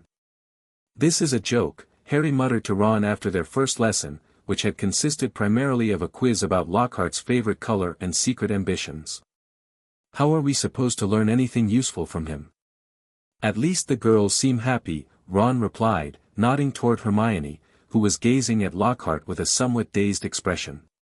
"Et tu, Hermione?" Harry sighed dramatically when she joined them. "I expected better from you." "Oh, hush," she said, though she had the grace to look slightly embarrassed. "His books are quite informative, even if his teaching style is unconventional." "That's one word for it," Harry grumbled. "Useless is another." "We'll just have to supplement our learning," Hermione said practically. That book your Uncle Remus gave you about defensive magic, we could use that to practice. This suggestion led to the formation of an informal study group consisting of Harry, Ron, Hermione, and occasionally Neville. They met in empty classrooms to practice the spells Remus had taught Harry over the summer, finding it far more useful than Lockhart's theatrical but contentless lessons. But the real trouble began on Halloween night, when Harry, returning from nearly headless Nick's death day party with Ron and Hermione, stumbled upon a chilling scene: Mrs. Norris, the caretaker's cat, hanging stiffly from a torch bracket, apparently dead. On the wall behind her, written in what looked horribly like blood, were the words, "The Chamber of Secrets has been opened. Enemies of the air, beware." What the— Ron began, but was interrupted by the arrival of students returning from the feast, followed quickly by staff members. In the chaos that followed, with Filch accusing Harry of killing his cat and Dumbledore examining the petrified, not dead, Mrs. Norris, Harry's mind was racing. The Chamber of Secrets, he'd read about it in Hogwarts, a history, one of the books Remus had insisted he study before starting school. Later, in the Gryffindor common room, Harry shared what he knew with Ron and Hermione. It's supposed to be a hidden chamber created by Salazar Slytherin before he left Hogwarts, he explained in a hushed voice. Legend says it contains a monster that only the heir of Slytherin can control, a monster meant to purge the school of those Slytherin considered unworthy to study magic. Muggleborns, Hermione whispered, her face pale. Harry nodded grimly. The chamber has supposedly been searched for many times but never found. Most people think it's just a myth. Well, someone believes it's real, Ron pointed out. And that "enemies of the air, beware" bit doesn't sound like they're planning a surprise party. I need to write to Sirius and Remus, Harry decided. They might know more about this. The letter Harry sent that night was detailed and urgent. He described the petrified cat, the writing on the wall, and his recollection of the legend, asking if they had any additional information. The response came 2 days later, delivered by an unusually grave-looking Hedwig. "Dear Harry, what you've described is deeply concerning. The Chamber of Secrets was indeed believed to be a myth, but this isn't the first time it's supposedly been opened. There was an incident when we were at Hogwarts, a girl died, and the school was nearly closed. The culprit was supposedly caught. We won't name names in a letter that could be intercepted, but your father and I always had our doubts. As for what could petrify a cat, there are several possibilities, but none of them pleasant. Be extremely careful, pup. Stay with your friends, especially after dark. And keep your wand ready at all times. Moony has contacted Dumbledore to offer his assistance researching the chamber. We're taking this very seriously. Don't try to investigate this yourself. I mean it, Harry. Whatever is happening at Hogwarts could be extremely dangerous. Write to us immediately if anything else occurs. Love, Padfoot P.S. We've enclosed a small package that might help keep you safer. Use it wisely." The package contained a small mirror, about the size of Harry's palm. A note explained that it was a two-way mirror, linked to an identical one in Sirius's possession. All Harry had to do was speak Sirius's name into it, and they could communicate directly, more securely than by owl post. "This is brilliant," Harry said, showing Ron and Hermione. "Much faster than letters." "And more private," Hermione added approvingly. "Now you can tell Sirius immediately if anything else happens." Something else did happen, all too soon. During the first Quidditch match of the season, Gryffindor vs. Slytherin, a rogue bludger targeted Harry relentlessly, clearly tampered with to focus solely on him. Despite Wood's suggestion that they forfeit, Harry insisted on playing. "I can handle it," he shouted as the team huddled during a timeout, rain pouring down around them. "Fred and George, focus on the other bludger and the rest of the game. I'll deal with this one." "You're mental," George said flatly. "Runs in the family," Fred added. But Harry was determined, and his years of training with Sirius paid off. He executed a series of complex evasive maneuvers, keeping one eye on the rogue bludger and the other searching for the snitch. When he finally spotted it, He dived dramatically, reaching out with his right hand while performing a barrel roll to avoid the bludger, a move Sirius had taught him during summer practices. His fingers closed around the snitch seconds before the bludger would have smashed into his head. The crowd erupted in cheers as Madame Hooch's whistle signaled the end of the game. "That was incredible flying, Harry," Wood enthused as they landed. "Where did you learn that barrel roll? It looked professional level." "My godfather," Harry grinned, holding up the snitch triumphantly. "Former Gryffindor beater. He's been training me since I could sit on a broom." The celebration was cut short, however, by the arrival of Professor Lockhart, who insisted on examining Harry for injuries despite his protests. "No, really, I'm fine," Harry began, but Lockhart had already drawn his wand. "Stand back," he called to the concerned Gryffindor team. "Simple charm, I've used it countless times, Protego." Harry shouted instinctively, the shield charm springing up between him and Lockhart just as the professor cast his spell. Lockhart's charm rebounded, hitting a nearby Colin Creevey, who had been attempting to take Harry's photograph. The first year's camera exploded in a cloud of smoke. "Good heavens!" Professor McGonagall exclaimed, pushing through the crowd. "What on earth is going on here?" "Just a slight mishap," Lockhart said, looking flustered. "Excellent reflexes, Harry, excellent reflexes. Though entirely unnecessary, I assure you." "Mr. Potter," McGonagall said sharply, "why did you cast a shield charm against a professor?" "Because Sirius and Remus taught me never to let anyone point a wand at me without knowing exactly what spell they're casting," Harry replied honestly. "Especially someone with no medical training." McGonagall's lips twitched in what might have been amusement. "A fair point. Professor Lockhart, please allow Madame Pomfrey to handle any medical concerns in the future. Mr. Potter, while your caution is commendable, perhaps express it verbally first next time." Harry nodded, grateful she wasn't taking points. "Yes, Professor." That night, Harry used the two-way mirror to tell Sirius about both the tampered bludger and his confrontation with Lockhart. "Good instincts with the shield charm," Sirius approved, his face visible in the small mirror. "Lockhart's an idiot. I've read his books, full of inconsistencies and impossibilities." "You think he's making it all up?" Harry asked. "Either that or taking credit for other people's work," Sirius frowned. "Either way, don't trust him. As for the bludger, that's concerning. House elves can tamper with bludgers." Dobby, Harry realized. He might be trying to save me by injuring me enough to send me home. Possibly, Sirius agreed. But we can't rule out more sinister explanations. Be on your guard, pup. Harry promised he would, but the situation at Hogwarts only grew more tense. Shortly after the Quidditch match, Colin Creevey was found petrified, his camera raised to his eye as if he'd been trying to take a picture of something. Then came the disastrous dueling club, where Harry discovered, very publicly, that he could speak to snakes.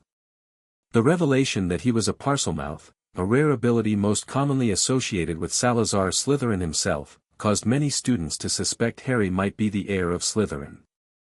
"This is ridiculous," Harry fumed in the common room after enduring a day of whispers and students scurrying away from him in the corridors.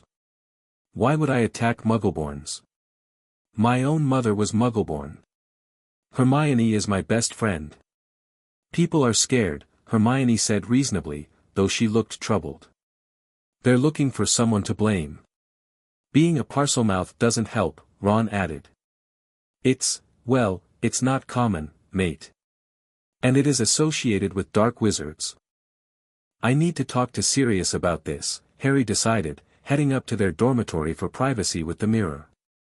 Sirius's reaction to the news that Harry was a Parselmouth was surprisingly thoughtful. "I suspected this might be the case," he said slowly. "Given what happened the night Voldemort attacked you." "What do you mean?" Harry asked, confused. Sirius's expression grew serious. "When a powerful wizard is killed or experiences a magical backlash, sometimes, abilities can transfer. It's extremely rare, but it has happened."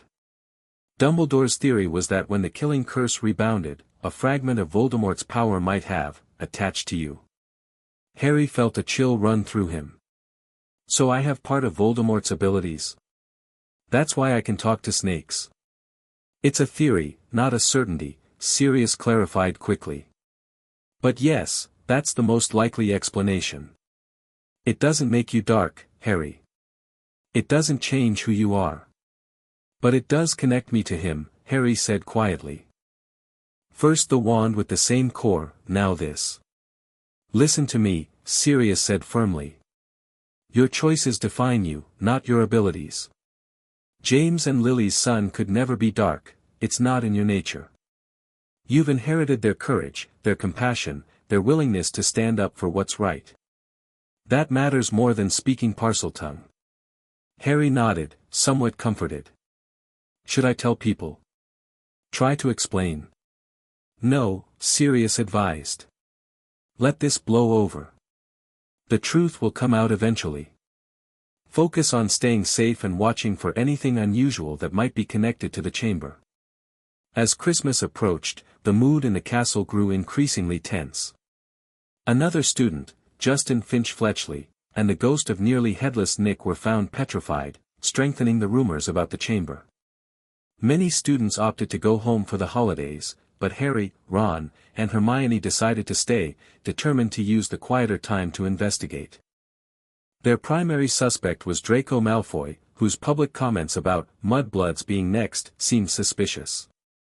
Hermione proposed an audacious plan involving Polyjuice Potion, which she'd been brewing secretly for weeks. Absolutely not, Harry said when she explained her idea. It's too dangerous. If we get caught impersonating other students, we could be expelled.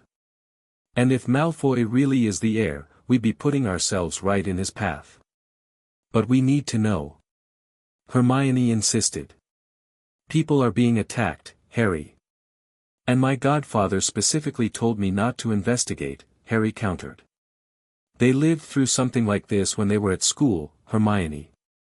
A girl died. This isn't a game. So what do you suggest? She challenged. Just sit back and wait for more people to be petrified? Or worse? Harry ran a hand through his hair, conflicted. No, of course not.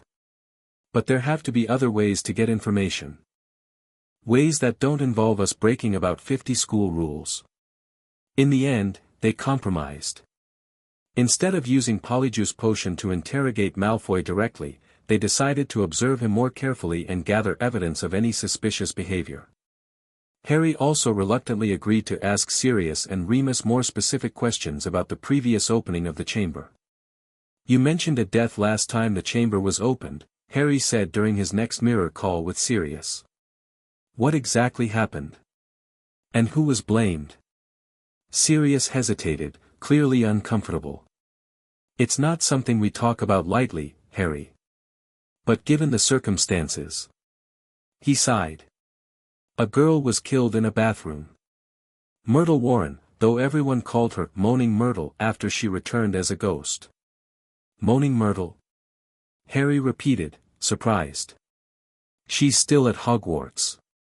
Haunts the girls' bathroom on the second floor. That makes sense, Sirius nodded. Ghosts often remain where they died. As for who was blamed, it was Hagrid, Harry. Hagrid? Harry exclaimed, then lowered his voice, aware of his doormate sleeping nearby. That's ridiculous.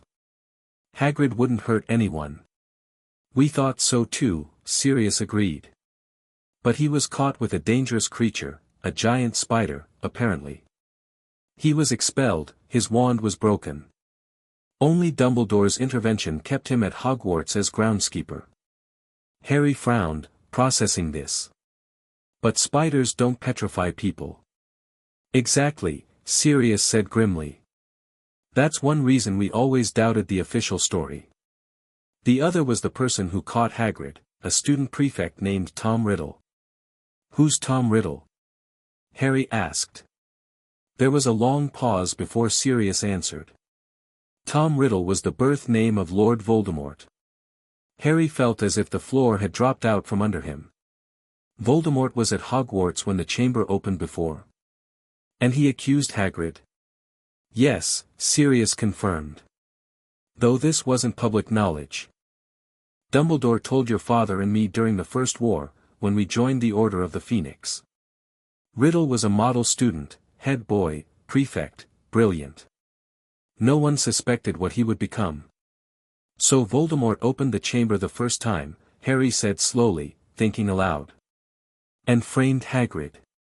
But now, is someone copying him? Or? A horrible thought struck him. Sirius, could Voldemort be at Hogwarts again? Like last year with Quirrell? We've considered that possibility, Sirius admitted. Dumbledore doesn't think it's likely, the security measures have been strengthened considerably since last year. But we can't rule anything out.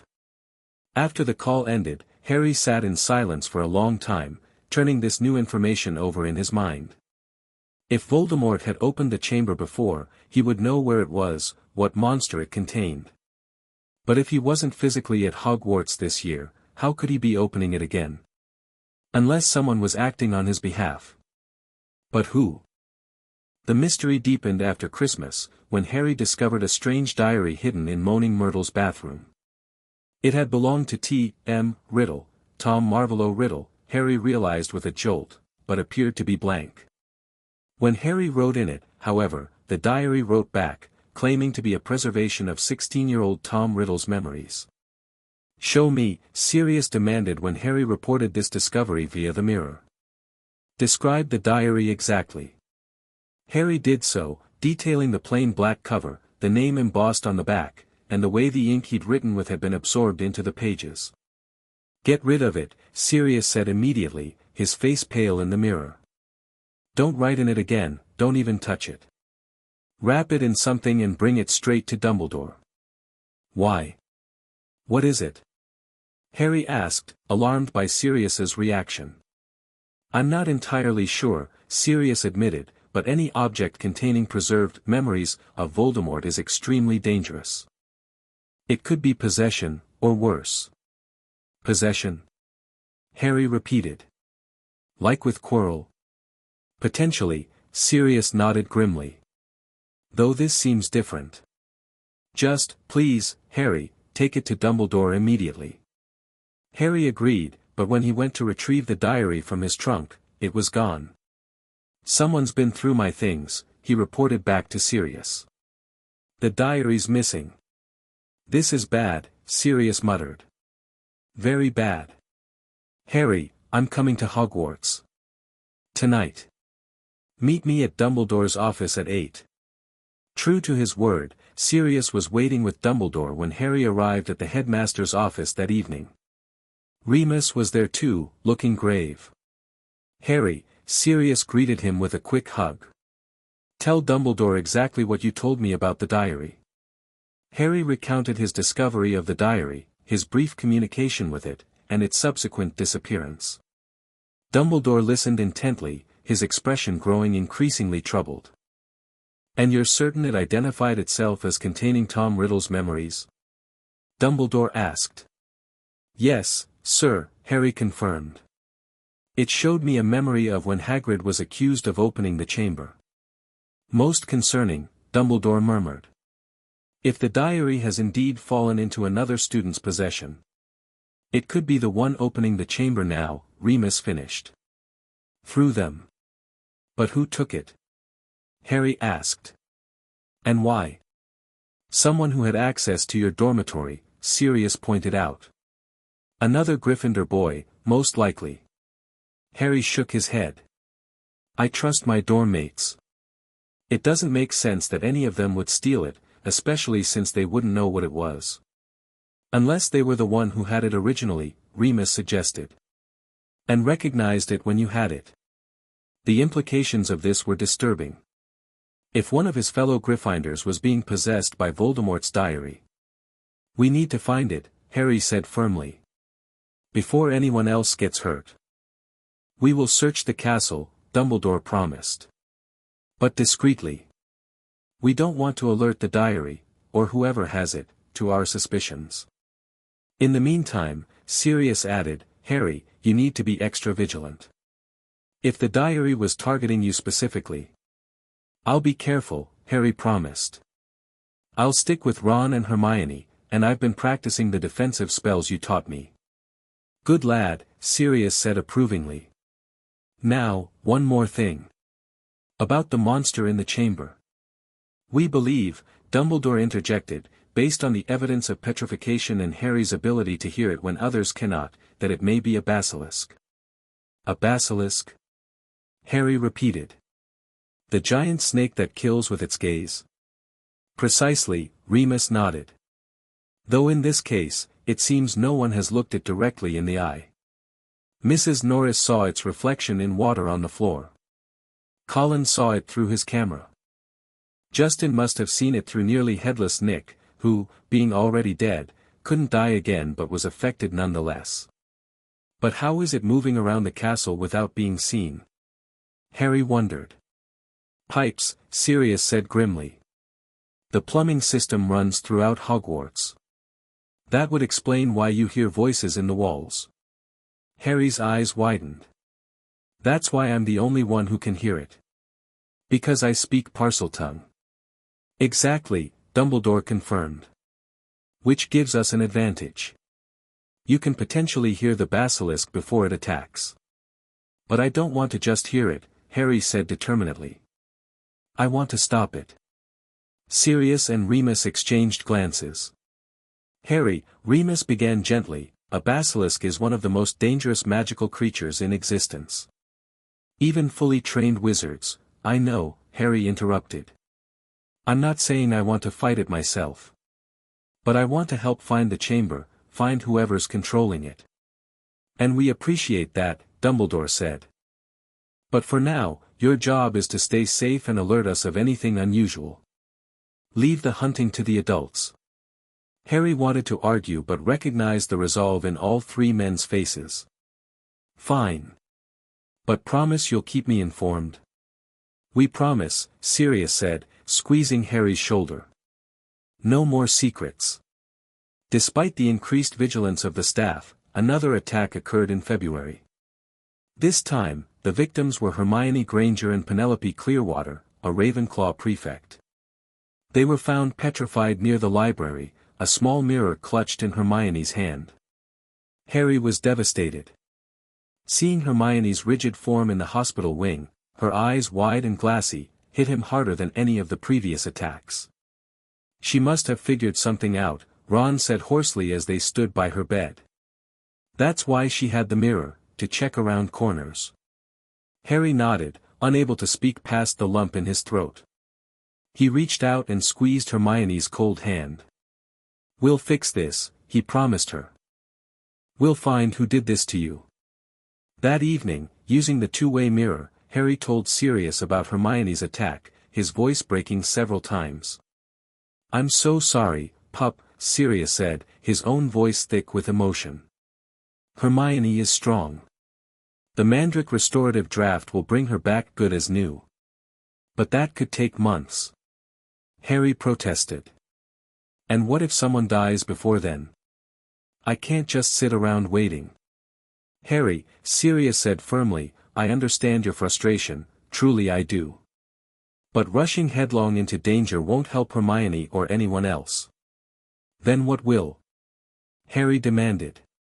The teachers have been searching for months with no success. We need to find the diary, Sirius reminded him. It's the key to all of this. Dumbledore believes it may be more than just a memory preservation, it could be actively possessing whoever has it. Harry's eyes widened as a terrible thought struck him. Ginny, he whispered.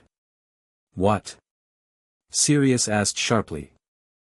Ginny Weasley, Ron's sister, Harry explained rapidly. She's been acting strangely all year. Pale, withdrawn. I thought it was just homesickness, but she was writing in a diary constantly at the beginning of the year. Then she stopped. And she was in the bathroom where I found the diary. Have you seen her with it recently? Harry tried to remember.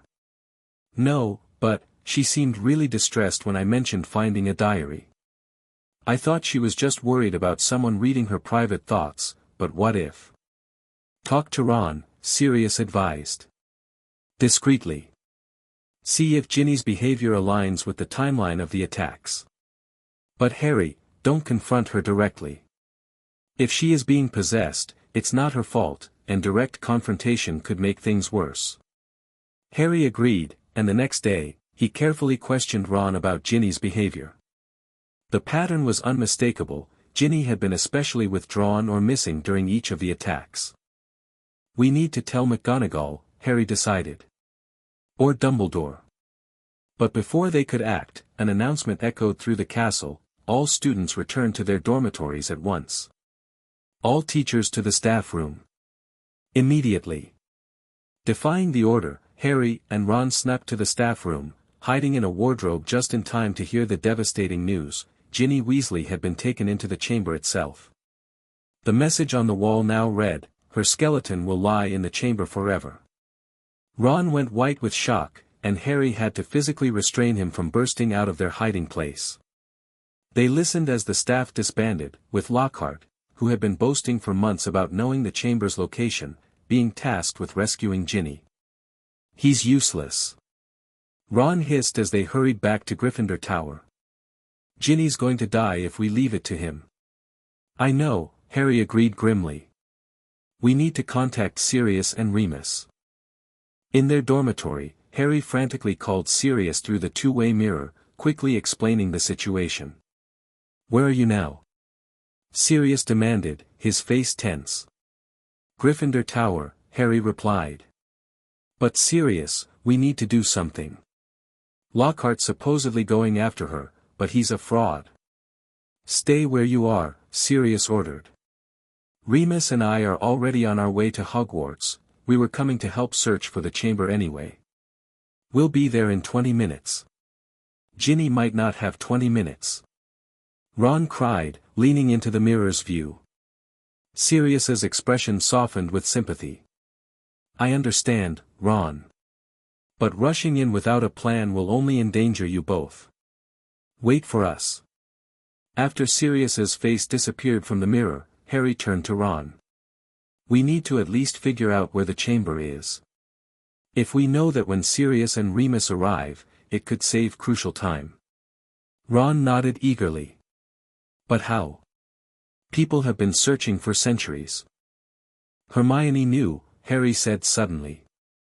That's what she was researching when she was attacked. Let's go to the hospital wing. Maybe she was holding onto something besides the mirror.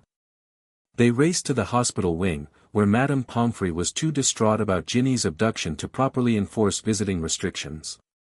Checking Hermione's bedside table and the pockets of the robes she'd been wearing when petrified, they made a crucial discovery: a torn page from a library book about basilisks, with one word written in Hermione's handwriting: pipes. She figured it out, Harry breathed. The entrance must be connected to the plumbing system. And since Moaning Myrtle died in a bathroom, that's where the entrance is. Ron finished excitedly. The second-floor girls' bathroom. They were about to race there when Harry remembered his promise to Sirius. We should wait for backup. There's no time. Ron argued desperately. My sister is down there with a basilisk. Harry hesitated, torn between his promise and the urgency of the situation. Let's go to the bathroom, he decided. If we can find the entrance, we'll wait there for Sirius and Remus. But if Ginny's in immediate danger? They rushed to Moaning Myrtle's bathroom, where the ghost herself confirmed their suspicions. She had died after seeing a pair of great yellow eyes by the sinks. Harry examined the sinks and found one with a tiny snake scratched on the tap. This is it, he murmured. The entrance to the Chamber of Secrets. He focused on the snake, imagining it was real, and spoke in Parseltongue, open. The sink began to move, revealing a large pipe wide enough for a person to slide down. Bloody hell, Ron whispered. At that moment, the bathroom door burst open. Professor Lockhart stood there, his usually immaculate appearance disheveled, his wand pointed at them. Ah, excellent, he said, but his charming smile had a manic edge. You found the entrance for me. Very convenient. Professor? Harry said cautiously, noting the strange look in Lockhart's eyes. We were just, save it, Potter, Lockhart interrupted. I know exactly what you were doing. Playing hero again. Unfortunately, I can't allow that. The story works much better if I rescue the girl alone, after you two tragically lose your minds at the horror of what you've witnessed. You're not even going to try to save my sister? Ron asked incredulously. Of course not, Lockhart scoffed. Do you think I got where I am by doing dangerous things myself? I'm rather gifted with memory charms, you see. I track down people who've done impressive things, get the full story, then wipe their memories and take the credit. You fraud, Harry spat, his hand inching toward his wand. All those books, lies. Books that have sold rather well, Lockhart corrected with a smirk. Now, who's first? I think you, Mr. Potter. The boy who lived, driven mad by witnessing the tragic death of his friend's sister. I can see the headlines now, Expelliarmus. Harry shouted, drawing and casting faster than Lockhart anticipated. The spell hit the professor square in the chest, sending his wand flying and knocking him back against the wall. Nice one. Ron exclaimed, drawing his own wand and pointing it at Lockhart. Not so impressive without your wand, are you? Before Lockhart could respond, the bathroom door opened again. This time, it was Sirius and Remus, accompanied by Professor McGonagall. Harry! Sirius exclaimed, taking in the scene, the open entrance to the chamber, Harry and Ron with their wands drawn on Lockhart. What's happening? Quickly, Harry explained what they'd discovered about the chamber's entrance and Lockhart's confession. Gilderoy Lockhart, McGonagall said coldly, you are a disgrace to the teaching profession. Minerva, secure him while we deal with this situation. With pleasure, McGonagall replied, conjuring ropes that bound Lockhart tightly. Now, Remus said, examining the pipe entrance, we need to get down there quickly. Ginny Weasley's life is at stake. I'm coming with you, Harry stated firmly. Absolutely not, Sirius replied immediately. You need me, Harry insisted. I can speak Parseltongue. What if there are more snake-locked doors down there? And I can hear the basilisk before it attacks. Sirius and Remus exchanged concerned glances. He's right, Remus admitted reluctantly. And we don't have time to argue. I'm coming too, Ron said determinedly. She's my sister. After a moment's hesitation, Sirius nodded. Fine. But you both stay behind us and follow our instructions exactly. Understood? Both boys nodded solemnly. Minerva, Remus said, please inform Dumbledore about our location. If we're not back in an hour. I understand, McGonagall said grimly. Be careful, all of you. One by one, they slid down the pipe into the darkness below. Sirius went first, followed by Ron, then Harry, with Remus bringing up the rear. They landed in a damp stone tunnel littered with small animal bones. Lumos Maxima, Sirius cast, creating a bright ball of light that illuminated the tunnel. Stay close. They moved forward cautiously, wands at the ready. After several minutes of tense silence, they came across an enormous snakeskin, at least 20 feet long and poisonous green. Merlin's beard, Remus breathed. It's even bigger than we thought. Remember, Sirius instructed, if you hear or see any movement, close your eyes immediately. A basilisk's gaze kills instantly. They continued forward until they reached a solid wall carved with two entwined serpents. Harry, Remus prompted gently. Harry stepped forward, focusing on the snakes, imagining them real. Open, he hissed in Parseltongue. The serpents parted as the wall cracked open, revealing the chamber of secrets beyond, a long, dimly lit chamber with towering stone pillars entwined with more serpents, supporting a ceiling lost in darkness. At the far end stood an enormous statue of Salazar Slytherin, ancient and monkey-like with a long beard. And at its feet lay a small figure with flaming red hair, Ginny Weasley. "Ginny!" Ron cried, rushing forward. "Ron, wait!" Sirius called, but too late. Harry hurried after his friend, aware that Sirius and Remus were close behind.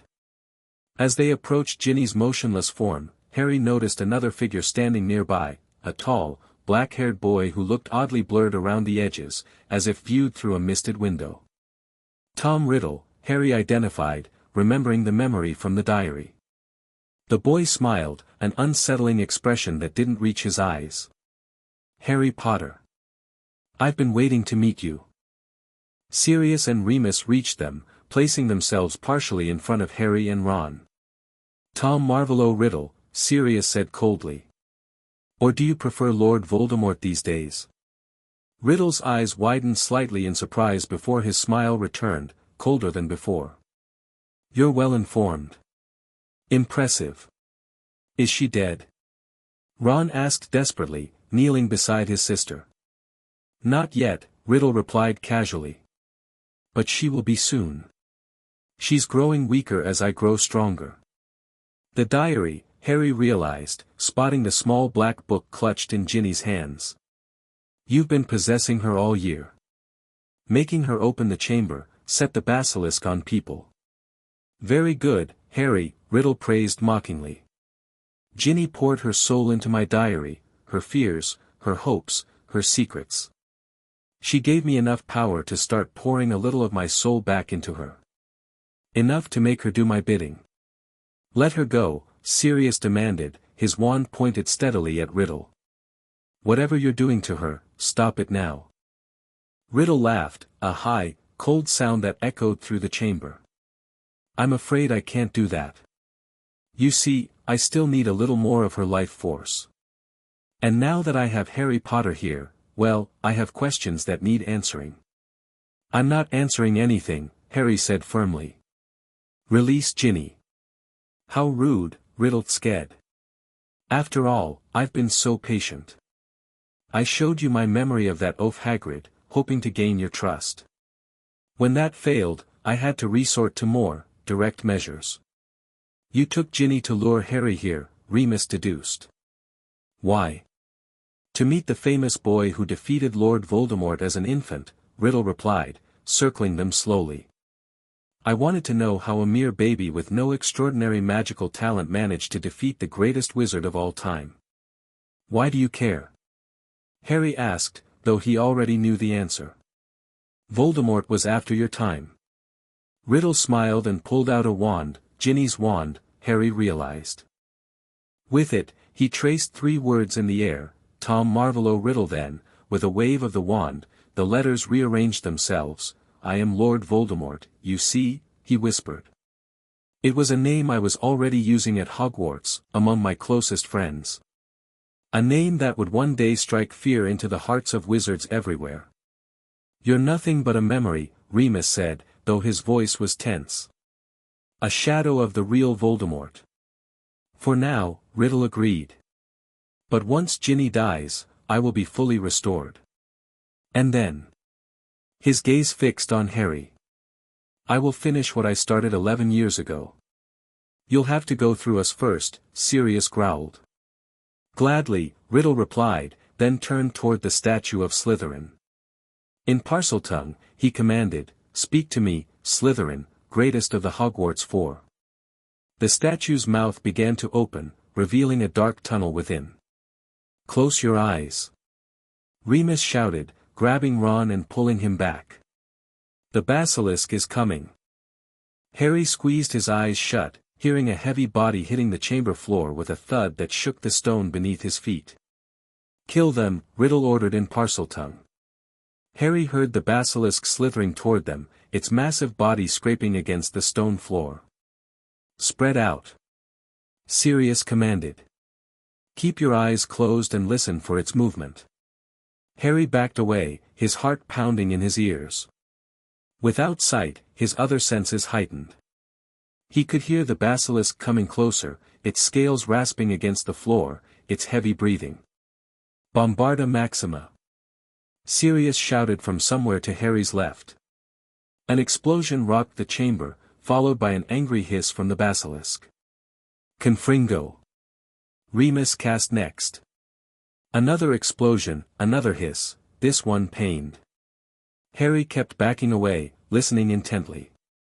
The basilisk was moving away from Sirius and Remus, heading toward Ron. Harry shouted. It's coming your way. He heard Ron scramble away, then Riddle's laughter. You can't fight what you can't see, Riddle taunted. And you can't look, or you'll die. A stalemate, except the basilisk can smell you, hear you. Harry's foot hit something solid, one of the chamber's pillars. An idea struck him. If they couldn't look at the basilisk directly. Sirius, he called. Reflections. If we see it in a reflection, we'll only be petrified, not killed. Smart boy, Sirius called back approvingly. Speculum maxima. A massive, curved mirror materialized in the chamber, giving them a distorted but usable view of their surroundings without looking directly at the basilisk. Harry opened his eyes cautiously, keeping his gaze fixed on the mirror. In its reflection, he could see the basilisk, enormous, acid green, with bulging yellow eyes, turning toward Remus, who was trying to make his way to Ginny. Behind you! Harry shouted in warning. Remus dived aside just as the basilisk struck, its fangs embedding in the stone where he had been standing. Through the mirror, Harry saw Sirius casting cutting hexes at the serpent, drawing its attention. We need to get the diary. Remus called to Harry. It's the source of Riddle's power. Harry nodded, watching the basilisk's reflection as it pursued Sirius around a pillar. Using the distraction, he began edging toward Ginny's motionless form. Riddle, however, noticed his movement. Oh no you don't. Speak to me, he commanded the basilisk in Parseltongue. The boy is trying to reach the girl. The basilisk changed direction abruptly, lunging toward Harry. He dived aside, rolling to his feet just in time to see the serpent's reflection as it reared back for another strike. Without thinking, Harry shouted in Parseltongue, "Stop! Leave us alone!" To his shock, the basilisk hesitated, its enormous head swaying slightly. I am the heir of Slytherin. Riddle commanded in Parseltongue. You obey me, not him. The basilisk seemed conflicted, its head moving between Harry and Riddle as if trying to determine which Parselmouth to obey. Harry seized the moment of confusion. Help us, he pleaded in Parseltongue. He's using you to hurt innocent people. Kill him. Riddle screamed in Parseltongue, his composure cracking. The basilisk made its decision, lunging toward Harry with frightening speed. Harry threw himself aside, but not quickly enough. A searing pain shot through his arm as one of the basilisk's fangs grazed him, tearing through his robes and into his flesh. Harry! Sirius shouted, abandoning caution and racing toward his godson. The basilisk turned to face this new threat, but Remus was ready. Sectum Sempra, he cast, aiming at the serpent's eyes through the mirror. The spell hit its mark. The basilisk reared back, blood spurting from its ruined eyes as it thrashed in agony. You've blinded it. Riddle raged. It may not kill with its gaze, but it can still hear you, smell you. Indeed, the basilisk, though blinded, was now more frenzied than ever, striking wildly in the direction of any sound. Its tail smashed pillars as it thrashed, sending debris raining down. Harry, clutching his injured arm, took advantage of the chaos to scramble toward Ginny. The basilisk venom was already spreading through his system, making his vision blur and his limbs feel heavy. He knew he didn't have much time. Reaching Ginny's side, he pried the diary from her limp fingers. Riddle noticed and lunged toward him, but Sirius intercepted, casting a powerful shield charm that knocked Riddle back. The diary, Harry! Sirius called. Destroy it! But how? Harry looked around desperately, his gaze falling on the thrashing basilisk. Its fangs, basilisk venom was one of the few substances powerful enough to destroy almost anything. Gathering his fading strength, Harry rolled aside as the basilisk struck at the sound of his movement. One of its fangs broke off against the stone floor. Harry grabbed it, ignoring the burning sensation in his hand, and plunged it into the heart of the diary. Riddle screamed, a long, piercing shriek of pain and rage. Ink spurted from the diary like blood, flowing over Harry's hands and pooling on the floor. Riddle's form twisted and contorted, growing more solid in some places and fading in others, until, with a final cry, he exploded into nothingness. The chamber fell silent except for the basilisk's death throes as it finally succumbed to its wounds. Ginny gasped, her eyes fluttering open as the color began to return to her cheeks. "Harry," she whispered, confused. Then her gaze fixed on his bleeding arm, and her eyes widened in horror. "You're hurt." "Poison," Harry managed, his voice weak. The room was spinning now, darkness creeping in at the edges of his vision. "Harry!" Sirius was at his side in an instant, catching him as he slumped forward. "No, no, no. Remus, he's been poisoned." Remus rushed over, examining the wound with a grim expression. "Basilisk venom. We need to get him to Madame Pomfrey immediately." "Too late," Harry murmured, his eyes growing heavy. "Tell Ron, tell Hermione." "Don't you dare," Sirius said fiercely, tears streaming down his face. "Don't you dare give up, Harry James Potter. I did not pull you from that wreckage just to lose you now." Harry tried to respond, but his tongue felt thick and unresponsive. The darkness was closing in, the pain fading to a distant throb. Then, suddenly, a burst of flame erupted above them. Fawkes, Dumbledore's phoenix, circled once before landing beside Harry. "Fawkes?" Remus breathed, hope kindling in his voice. "Phoenix tears." The magnificent bird bent its beautiful head over Harry's wound, and thick, pearly tears began to fall onto the torn flesh. Almost immediately, Harry felt a warm sensation spread through his arm, pushing back the cold numbness of the venom. "Phoenix tears have healing powers," Sirius explained shakily to Ginny, who was watching with wide eyes. "They're the only antidote to basilisk venom." Gradually, Harry's vision cleared, the pain receded, and strength returned to his limbs. The wound itself began to close, leaving only a thin scar where the fang had pierced his skin. That, Harry said hoarsely, was entirely too close. Sirius let out a sound that was half laugh, half sob, and pulled Harry into a crushing hug. "Don't ever scare me like that again." "I'll do my best," Harry promised, returning the embrace. "What happened?" Ginny asked, looking around at the dead basilisk, the ruined diary, and the aftermath of the battle.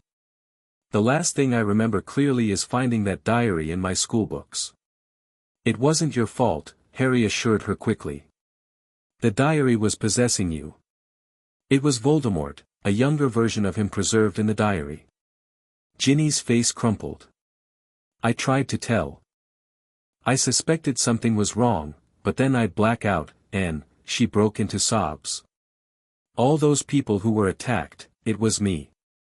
"It was Voldemort," Remus corrected gently, helping her to her feet. "You were as much a victim as anyone else." "But I'm going to be expelled," she wailed.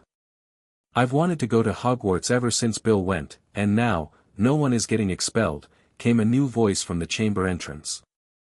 Albus Dumbledore strode toward them, accompanied by Minerva McGonagall. Both looked shaken but relieved to find them alive. "Professor Dumbledore!" Harry exclaimed. "How did you find us?" "Fawkes," Dumbledore explained, gesturing to the phoenix, who had now flown to perch on his shoulder. "He has always been able to find those in need. And it appears I arrived just in time to see the conclusion of quite a remarkable adventure." Quickly, they explained everything that had happened, Riddle's diary, Ginny's possession, the basilisk, and the final confrontation. "I see," Dumbledore said gravely when they had finished. "Miss Weasley, please be assured that older and wiser wizards than yourself have been hoodwinked by Lord Voldemort. You will not face punishment for actions you took while under his control." Ginny's sobbing subsided somewhat, though she still looked devastated. As for you three, Dumbledore continued, addressing Harry, Sirius, and Remus, you have all shown exceptional courage. The basilisk is dead, and the diary destroyed. Hogwarts is safe once more. But how did the diary get to Ginny in the first place? Sirius asked, his arms still around Harry's shoulders. That, Dumbledore said, his expression hardening slightly, is a question I intend to pursue most vigorously. For now, however, let us leave this chamber. I believe Madame Pomfrey will want to examine you all, and there is a feast to prepare, for I think this calls for a celebration, don't you? As they made their way back through the tunnel, Harry walking between Sirius and Remus, he couldn't help but feel that something significant had changed. They had faced Voldemort again, or at least a piece of him, and survived. But the diary had been different from Quirrell's possession. It had been more autonomous, more substantial. Sirius, Harry said quietly, holding back a little from the others, that diary wasn't just a memory, was it? It was something more. Sirius and Remus exchanged grave looks.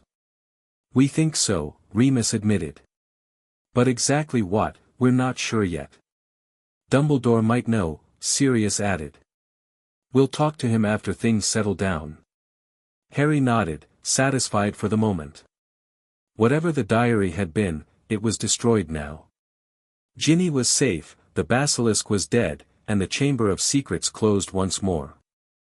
But as they emerged from the tunnel into the castle proper, where worried teachers and excited students awaited them, Harry couldn't shake the feeling that they had only scratched the surface of a much deeper mystery, one that connected his scar, the diary, and Voldemort's apparent inability to die completely.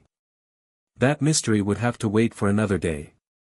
For now, he was content to be alive, surrounded by the people he loved most in the world, savoring their shared victory over the darkness that had threatened them all. Chapter 3, Truths Revealed. The summer sun beat down on the back garden of Wildflower Cottage where Harry lay sprawled in the grass, Defense Against the Dark Arts textbook open beside him. But he wasn't studying, not exactly. Instead, his eyes were fixed on the Daily Prophet spread before him, its front page dominated by a screaming headline and a disturbing photograph.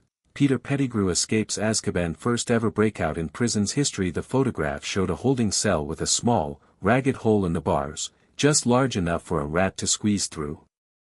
The implications made Harry's stomach twist. Pettigrew was an animagus. A rat animagus. And now he was free. Thinking about it won't make it any better, came Sirius's voice from behind him. Harry hadn't heard his godfather approach, a testament to how lost in thought he'd been. He's coming for me, isn't he? Harry asked without looking up. Sirius dropped down onto the grass beside him, gray eyes serious beneath his casual demeanor. Most likely, he admitted. But he won't get anywhere near you. Not while I'm breathing. Harry nodded, appreciating Sirius's honesty. They'd never lied to him about dangers, not after the Philosopher's Stone incident, and he respected that. The Ministry's putting Dementors around Hogwarts, Harry said, tapping the article. Is that really necessary? Fudge is panicking, Sirius replied with a grimace. Pettigrew's escape makes him look bad, so he's overcompensating. Dementors at a school. He shook his head in disgust. It's madness. What are they like? Harry asked. Really like, I mean. Books only tell you so much. Something dark flashed across Sirius's face, a shadow of old pain that Harry recognized from the rare times his godfather spoke about Azkaban. Though Sirius had only been imprisoned for 3 days before his innocence was proven, those days had left scars. They drain everything good from you, Sirius said quietly. Every happy memory, every hope, every bit of warmth. They leave only your worst memories, your deepest fears. They feed on it. Harry swallowed hard. And there's going to be dozens of them around school. Not if I have anything to say about it, Sirius muttered. Dumbledore's fighting the Ministry on this, but Fudge is insistent. Political pressure. He ran a hand through his hair, a gesture Harry had unconsciously adopted over the years. But that's why we're stepping up your training. You need to be prepared. As if on cue, Remus emerged from the cottage, carrying a tray with 3 steaming mugs of hot chocolate despite the summer heat. Thought we could use this before we start, he explained, setting the tray on the garden table. Especially given today's lesson. Harry scrambled to his feet.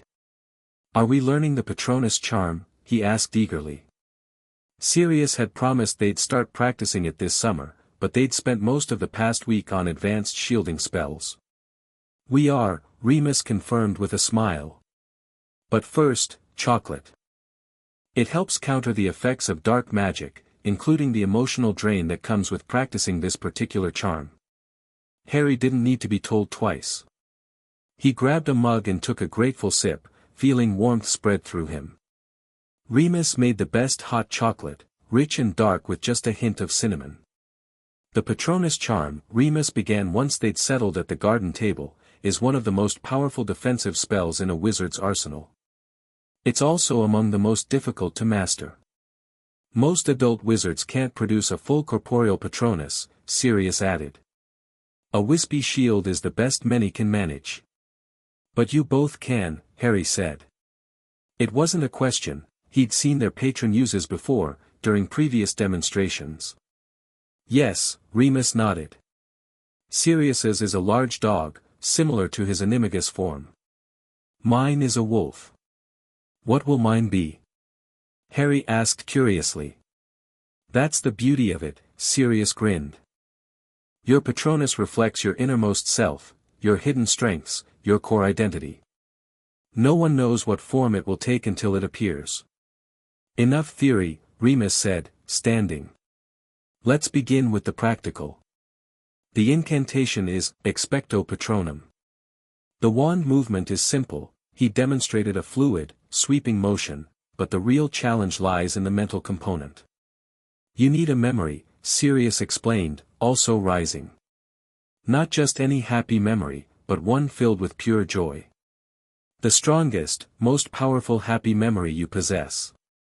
Harry closed his eyes, searching through his mental catalogue. Flying for the first time on a real broomstick. Winning the Quidditch Cup last year. No, those were good, but not powerful enough.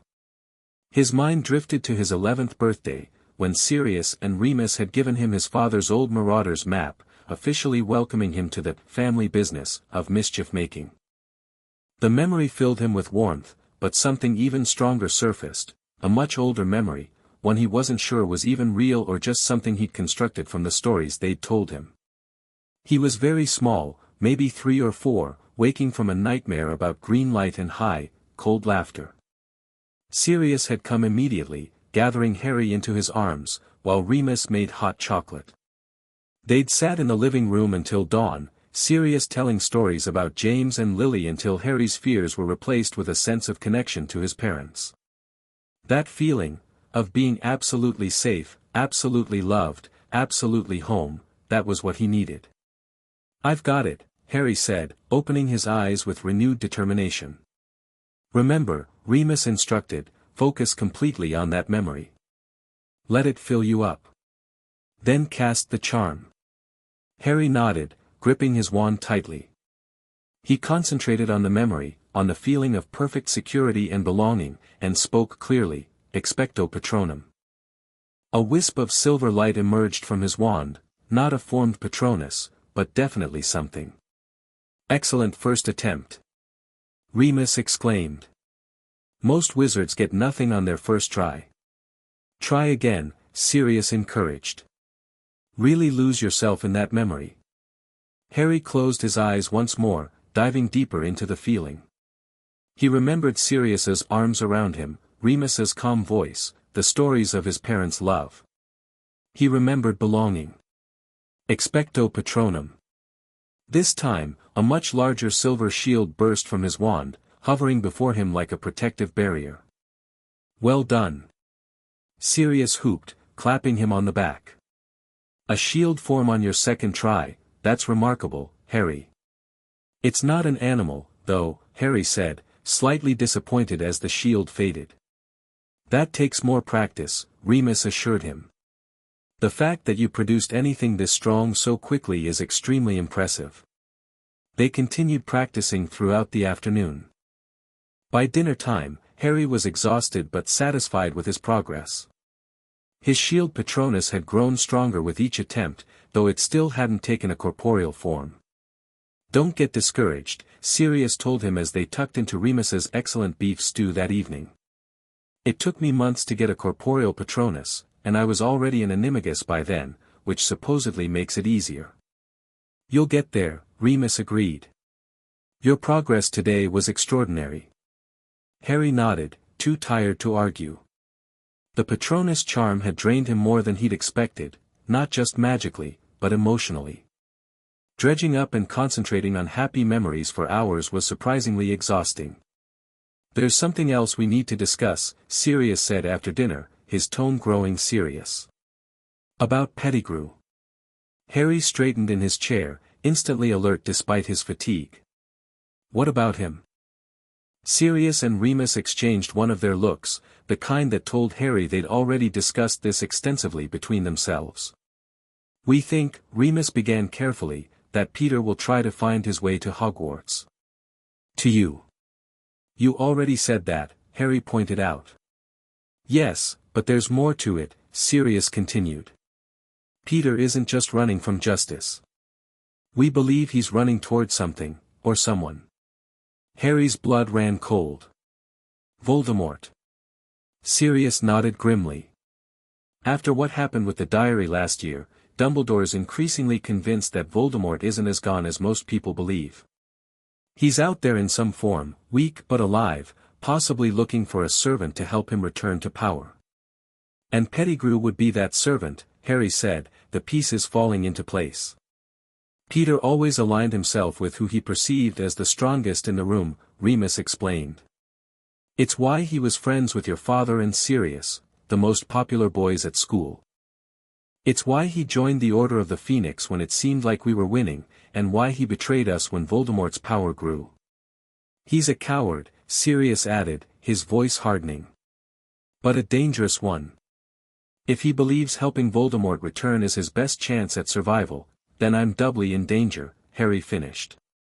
"Because I'm both an obstacle to Voldemort and the person Pettigrew most wants revenge on for exposing him." "Precisely," Remus confirmed. "Which is why we've made arrangements with Dumbledore for extra security this year." Harry groaned. "Not more teachers following me around.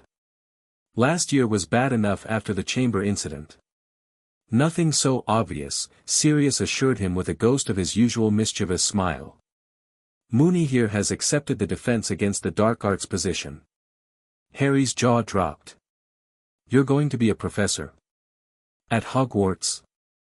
Remus looked slightly embarrassed. "Dumbledore has been asking for years. With Lockhart's departure, and the current circumstances, it seemed like the right time." A grin spread across Harry's face as the implication sank in. "That's brilliant. You'll be the best defense teacher ever." "I'll certainly try," Remus chuckled. "Though the competition hasn't been particularly stiff." "There's more," Sirius added, looking smug.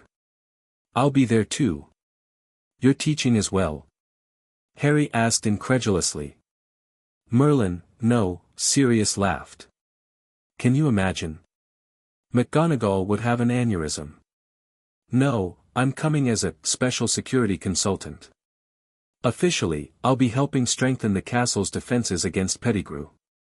Unofficially, he'll be keeping an eye on you," Remus finished. "Without cramping your style too much, we hope." Harry wasn't sure how to feel about this. On one hand, having both his guardians at Hogwarts meant safety and support. On the other hand, "Will you be living at the castle?" "I'll have professor's quarters," Remus explained. "Sirius will have rooms nearby. You'll still stay in Gryffindor Tower with your friends." "We won't hover," Sirius promised, reading Harry's expression. "Think of us more as resources. There when you need us, invisible when you don't." Harry relaxed slightly. "Okay. That doesn't sound too bad. And it'll be nice having you both there, especially with Pettigrew on the loose. Good, Sirius nodded, satisfied.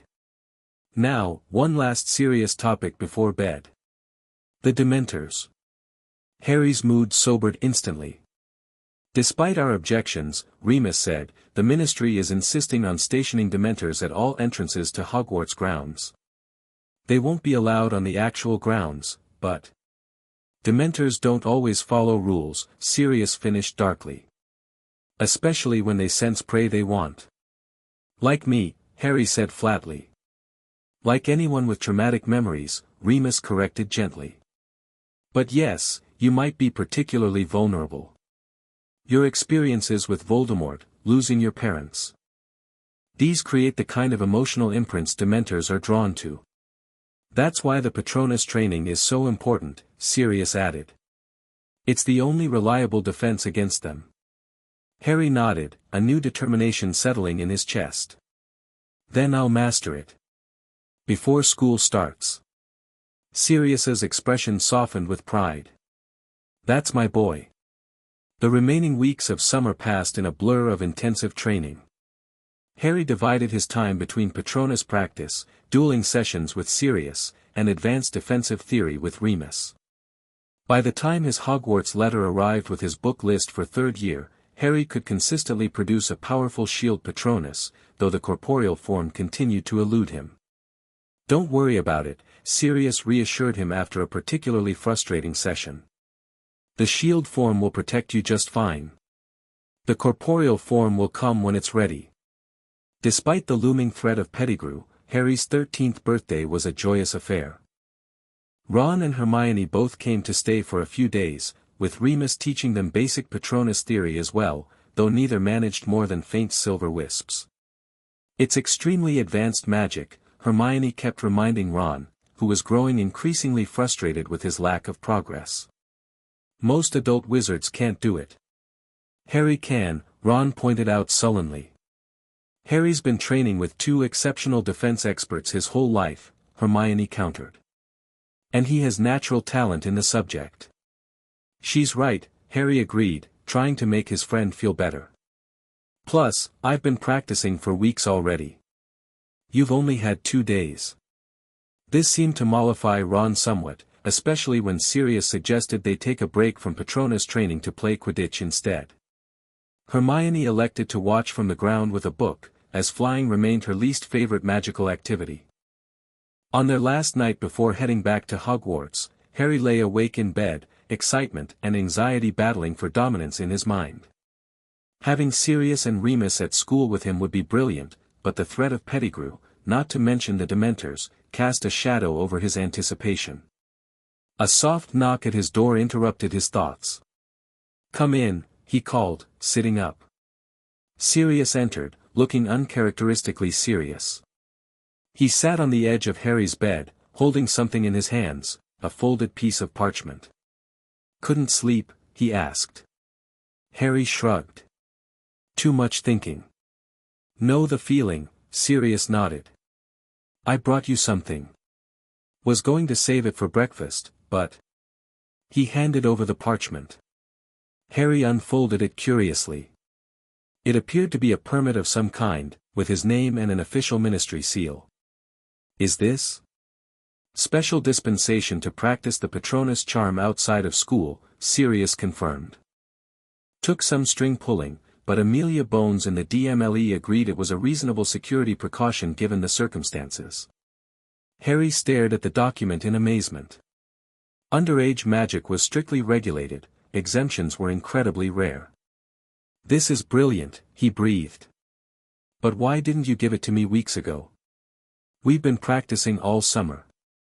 Sirius's eyes twinkled mischievously. "The protective wards around this property are rather special. The ministry's trace doesn't work here. So I've been doing illegal magic all summer?" Harry asked, caught between shock and amusement. "Not illegal," Sirius corrected. "Just, in a gray area. But now, with this, you're fully authorized to practice the Patronus charm anywhere, anytime, if you're in danger." "Thank you," Harry said sincerely. Sirius's expression grew more serious. There's something else I need to tell you. About Pettigrew. Harry tensed, sensing bad news. What is it? He was spotted in Hogsmeade Village yesterday. Harry's stomach dropped. That's right next to Hogwarts. Sirius nodded grimly. The Ministry's keeping it quiet to avoid panic, but I thought you should know. It confirms our suspicion that he's heading for the school, for you. Or for something at Hogwarts that could help Voldemort, Harry suggested, remembering their earlier conversation. Possibly both, Sirius agreed. Either way, you need to be on high alert this term. Don't go anywhere alone, especially outdoors. And always keep your wand accessible. I will, Harry promised. Then, after a moment's hesitation, Sirius? Are you scared? The question hung in the air between them. Sirius seemed to consider it carefully before answering. Yes, he admitted finally. Not of Peter himself, he was always the least talented of us, magically speaking. But I'm scared of what he represents, of what he might be trying to achieve. Most of all, I'm scared of anything that puts you in danger. The honesty was oddly comforting. Harry had grown up knowing that Sirius would protect him at all costs, but hearing him acknowledge his fears made Harry feel less childish about his own. We'll face it together, Harry said with more confidence than he felt. Like we always do. Sirius smiled, reaching out to ruffle Harry's perpetually messy hair. Like we always do, he agreed. Now get some sleep. Big day tomorrow. Platform 9 3/4 buzzed with the usual start-of-term excitement, though Harry noticed more Aurors patrolling than in previous years. Parents hugged children with a touch more desperation, whispered warnings a bit more urgently. Everyone's on edge, Hermione observed as they loaded their trunks onto the train. My parents almost didn't let me come back after I told them about Pettigrew. Mum was the same, Ron nodded. Made us all promise to stick together.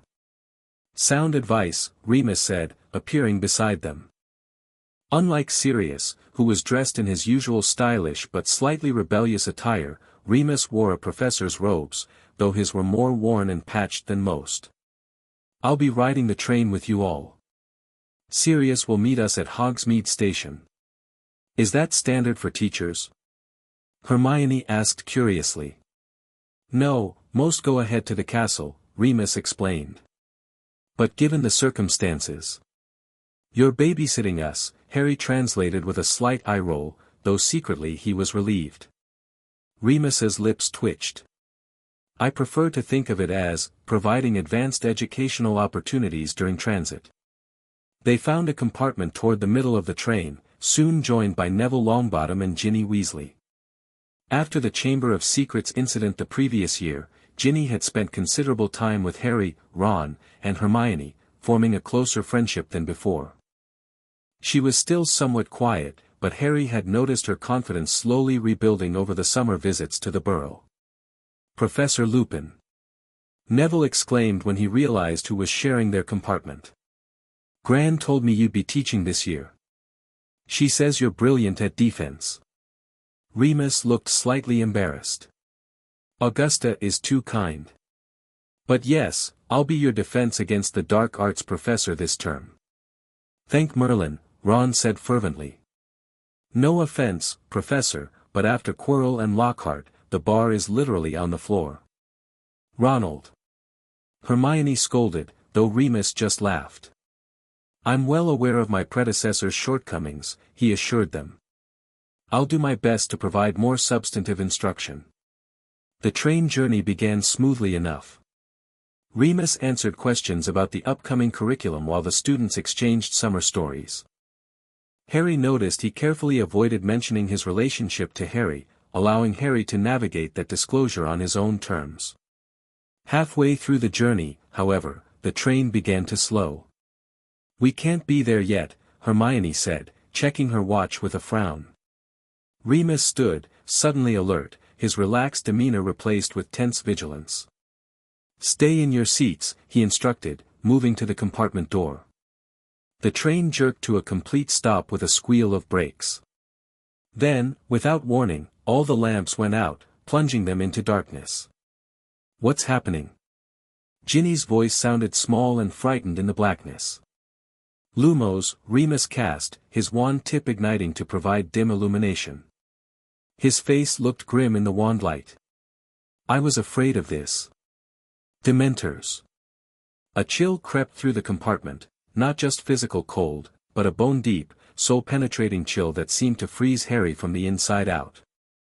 His breath caught in his throat as frost crystallized on the windows. "Remember your training, Harry," Remus said quietly. "All of you, stay behind me." The compartment door slid open. A towering, hooded figure filled the doorway, its face hidden beneath its hood.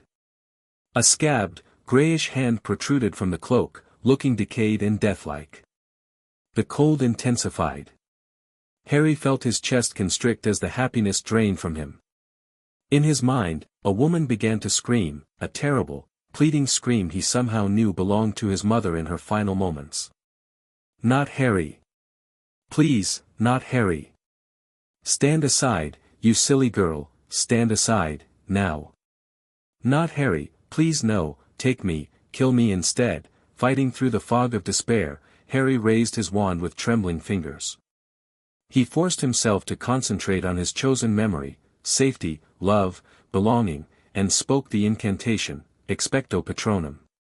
Silver light burst from his wand, forming a shield between the students and the Dementor. The creature hesitated, then slowly retreated from the doorway. "None of us is hiding Peter Pettigrew under our cloaks," Remus said coldly to the Dementor. "Go." For a moment, it seemed the Dementor might resist. Then Remus raised his own wand and cast his Patronus, a magnificent silver wolf that charged at the cloaked figure, driving it further back. The Dementor glided away. Gradually, warmth returned to the compartment, and the lights flickered back on moments later. "Everyone all right?" Remus asked, turning to check on his students. Neville was shaking visibly. Ginny had silent tears running down her face. Ron looked pale and nauseous. Hermione was trembling but had her arm around Ginny. "Here," Remus said, pulling a large chocolate bar from his pocket and breaking it into pieces. "Eat this. It helps." Harry accepted his piece gratefully, the screams in his head finally fading as warmth spread through him with the first bite. "That was a very impressive Patronus, Harry," Remus said quietly. "Especially under such difficult circumstances." "I heard my mum," Harry replied, his voice barely audible. "Begging Voldemort to kill her instead of me." Remus's face tightened with pain. "Dementors force us to relive our worst memories. For you." He didn't finish the sentence. "I heard screaming too," Ginny whispered. And Tom's voice." Remus handed her another piece of chocolate. "Perfectly normal reactions. Dementors are among the foulest creatures to walk this earth. They feed on positive emotions, leaving only our worst experiences." "Why were they searching the train?" Hermione asked, still holding Ginny's hand. "Looking for Pettigrew, I imagine," Remus replied with distaste.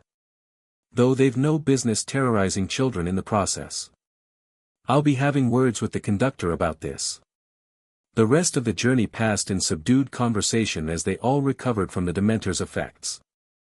When they finally pulled into Hogsmeade Station, Sirius was waiting on the platform, his face tight with concern. "I just heard," he said as they disembarked, pulling Harry into a quick hug. "Dementors searching the train, completely unauthorized. Fudge is going to hear about this." "We're okay," Harry assured him, though he was still shaken. "I used the Patronus charm like we practiced." Pride flashed across Sirius's face. "Good lad. Come on, the carriages are waiting." As they made their way to the horseless carriages that would take them to the castle, Harry couldn't shake the feeling of unease that had settled over him. The Dementor's presence had made the threat of Pettigrew suddenly, viscerally real. This wasn't going to be just another year at Hogwarts, it was going to be a battle for survival. The first few weeks of term established a new routine for Harry. Classes during the day, Quidditch practice 3 evenings a week, and advanced defense training with Sirius and Remus on weekends.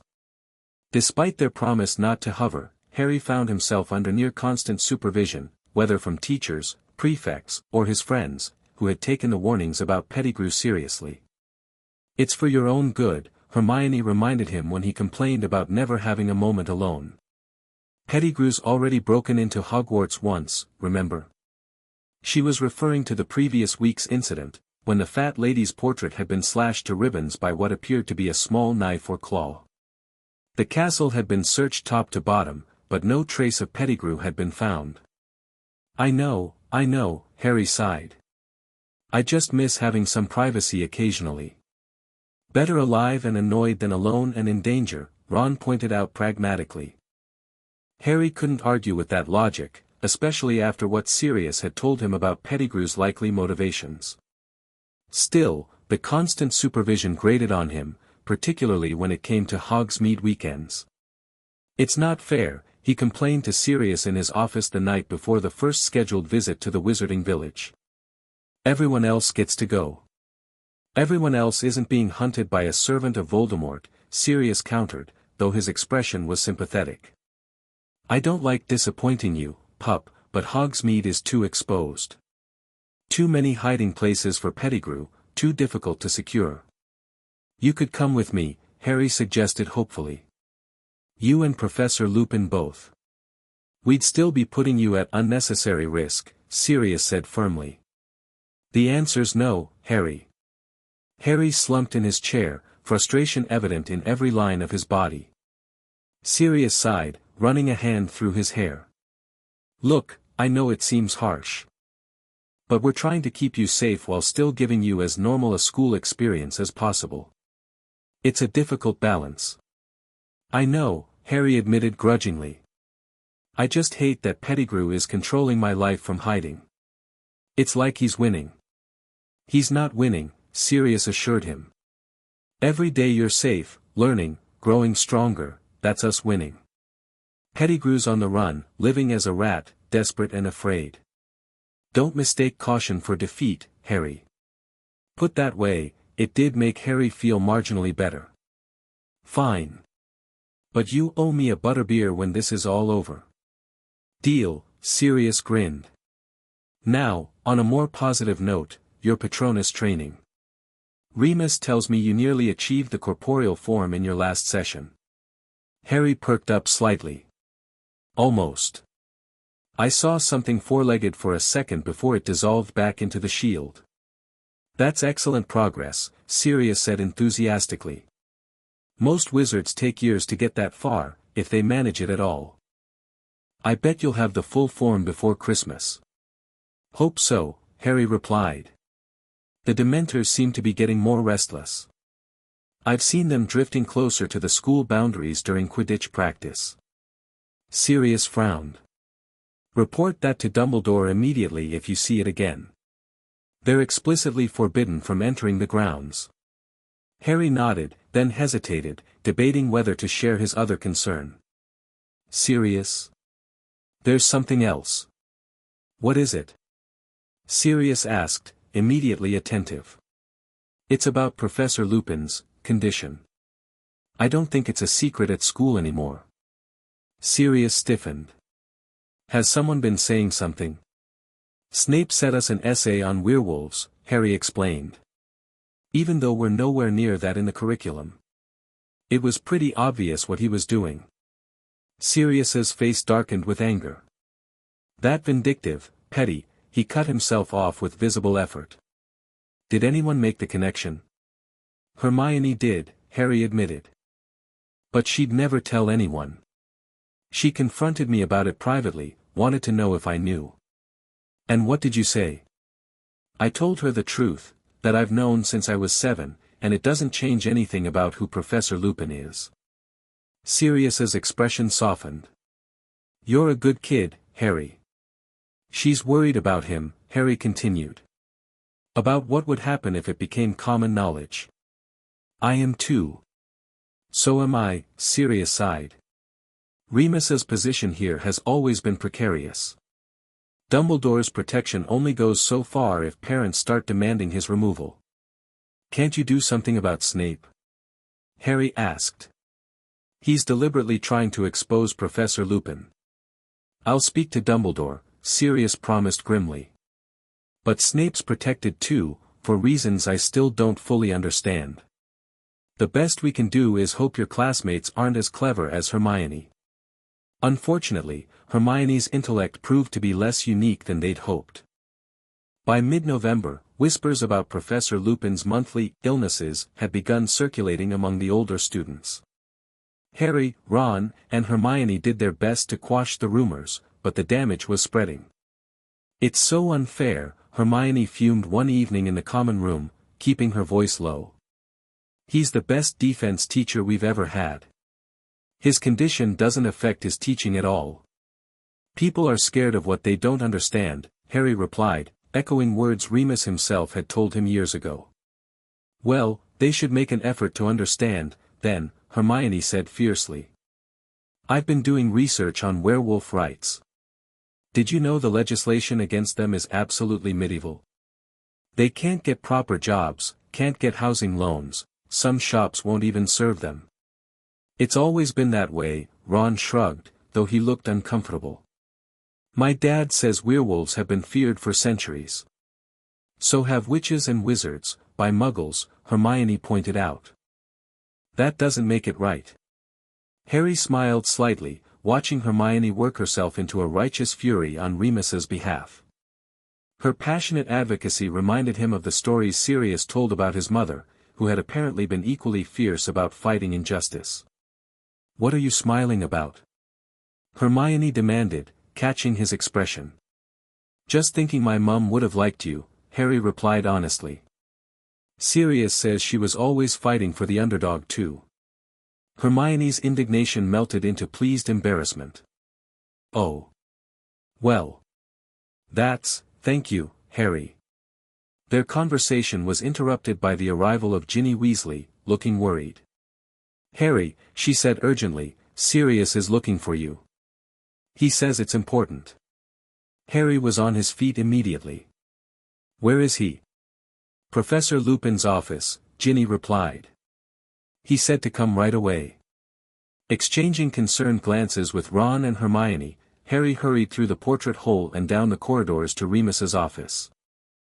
He found both his guardians there, along with Professor McGonagall and Headmaster Dumbledore, all wearing grave expressions. What's happened? Harry asked, a knot of dread forming in his stomach. Pettigrew has been sighted in the castle again, Dumbledore informed him quietly. This time by multiple witnesses. Where? Harry asked, his hand instinctively moving to his wand pocket. Near Gryffindor Tower, McGonagall replied, her lips pressed into a thin line of worry. He transformed from rat to human long enough to try the new password, but the portrait refused him entry. He knows where I sleep, Harry realized, a chill running down his spine. He's been watching the tower. So it seems, Sirius nodded grimly. Which is why we're implementing new security measures effective immediately. You'll be moved to temporary quarters adjacent to Professor Black's rooms, Dumbledore explained. At least until we can be certain Gryffindor Tower is secure. For how long? Harry asked, caught between relief at the increased security and disappointment at being separated from his friends. As long as necessary, Remus said firmly. Your safety comes first, Harry. We're not taking chances with Pettigrew in the castle. Harry nodded reluctantly. What about Ron and Hermione? If Pettigrew can't get to me, might he target them instead? The adults exchanged troubled glances.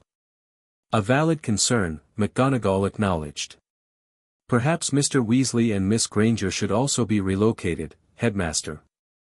I believe that would be prudent, Dumbledore agreed. We have guest quarters in the East Wing that could accommodate them. I'll fetch them now, McGonagall said, turning toward the door. Wait, Harry interrupted. What about the other Gryffindors? They're in danger too if Pettigrew can get that close to the tower. Additional security measures are being implemented throughout the castle, Dumbledore assured him. Professor Flitwick is currently reinforcing the portrait charms, and Aurors will be patrolling the corridors at night. But, Harry, Sirius interrupted gently, I know you're concerned for your housemates. But you're Pettigrew's primary target. Moving you is the most effective way to protect everyone, because it draws the threat away from Gryffindor Tower. Put that way, Harry couldn't argue. Still, he felt guilty about receiving special treatment, again, when his fellow students faced the same threat. Fine, he sighed. Let me pack a bag. The temporary quarters turned out to be a small but comfortable suite consisting of a shared common room with individual bedrooms for Harry, Ron, and Hermione. The entrance was hidden behind a tapestry depicting the founding of Hogwarts, protected by both a password and a magical signature recognition charm that admitted only authorized individuals. It's actually quite fascinating magic, Hermione commented as she examined the entrance. Similar to the Fidelius charm, but more localized. It's weird is what it is, Ron grumbled, flopping onto one of the couches. Being locked away like we're in protective custody. We basically are, Harry pointed out, though he shared Ron's frustration. Despite the inconvenience, their new living arrangement had some advantages. They were closer to the library, for one thing, which delighted Hermione. They also had more privacy for practicing defensive spells, which they'd continued doing even after the Chamber of Secrets crisis was resolved. Most significantly, they now had almost unlimited access to Sirius and Remus, whose quarters connected to their common room through a magically secured door. This meant impromptu defense lessons, help with homework, and, most valuably to Harry, more stories about his parents. Your mum was brilliant at charms, Remus told them one evening as he helped Hermione with a particularly tricky hovering charm variation. She invented several spells while still a student. Really? Harry asked eagerly. He always hungered for new details about Lily and James, collecting them like precious stones. Absolutely, Sirius confirmed from where he was helping Ron with a transfiguration essay. There was one she created in 5th year that would make flowers bloom from the tip of her wand, not conjured flowers, real ones that would continue to grow if planted. That's incredibly advanced magic, Hermione said, impressed. Creating something organic and self-sustaining. Lily was exceptional, Remus smiled. She had an intuitive understanding of magical theory that most wizards never achieve. What about my dad? Harry asked. What was he best at? Transfiguration, Sirius replied immediately. Had to become an animagus at 15. But James was naturally gifted across the board, when he bothered to apply himself.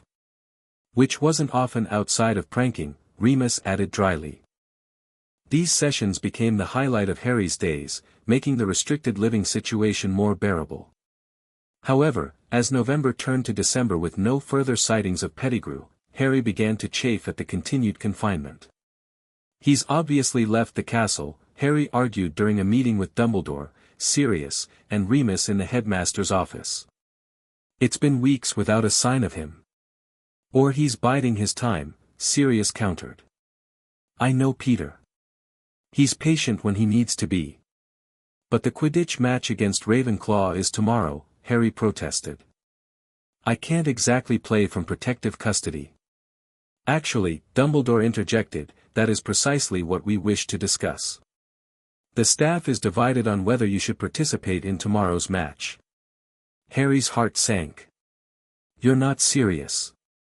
I'm always serious, his godfather quipped reflexively, then grimaced at his own joke. Sorry, bad timing. But yes, there are legitimate safety concerns about you being out in the open during the match. The pitch is surrounded by Dementors, Harry pointed out. Pettigrew couldn't get anywhere near it without being captured. Dementors don't discriminate in their hunting, Remus reminded him gently. They're as much a danger to you as Pettigrew is. I've been practicing my Patronus for months. Harry exclaimed in frustration. I nearly have the corporeal form now.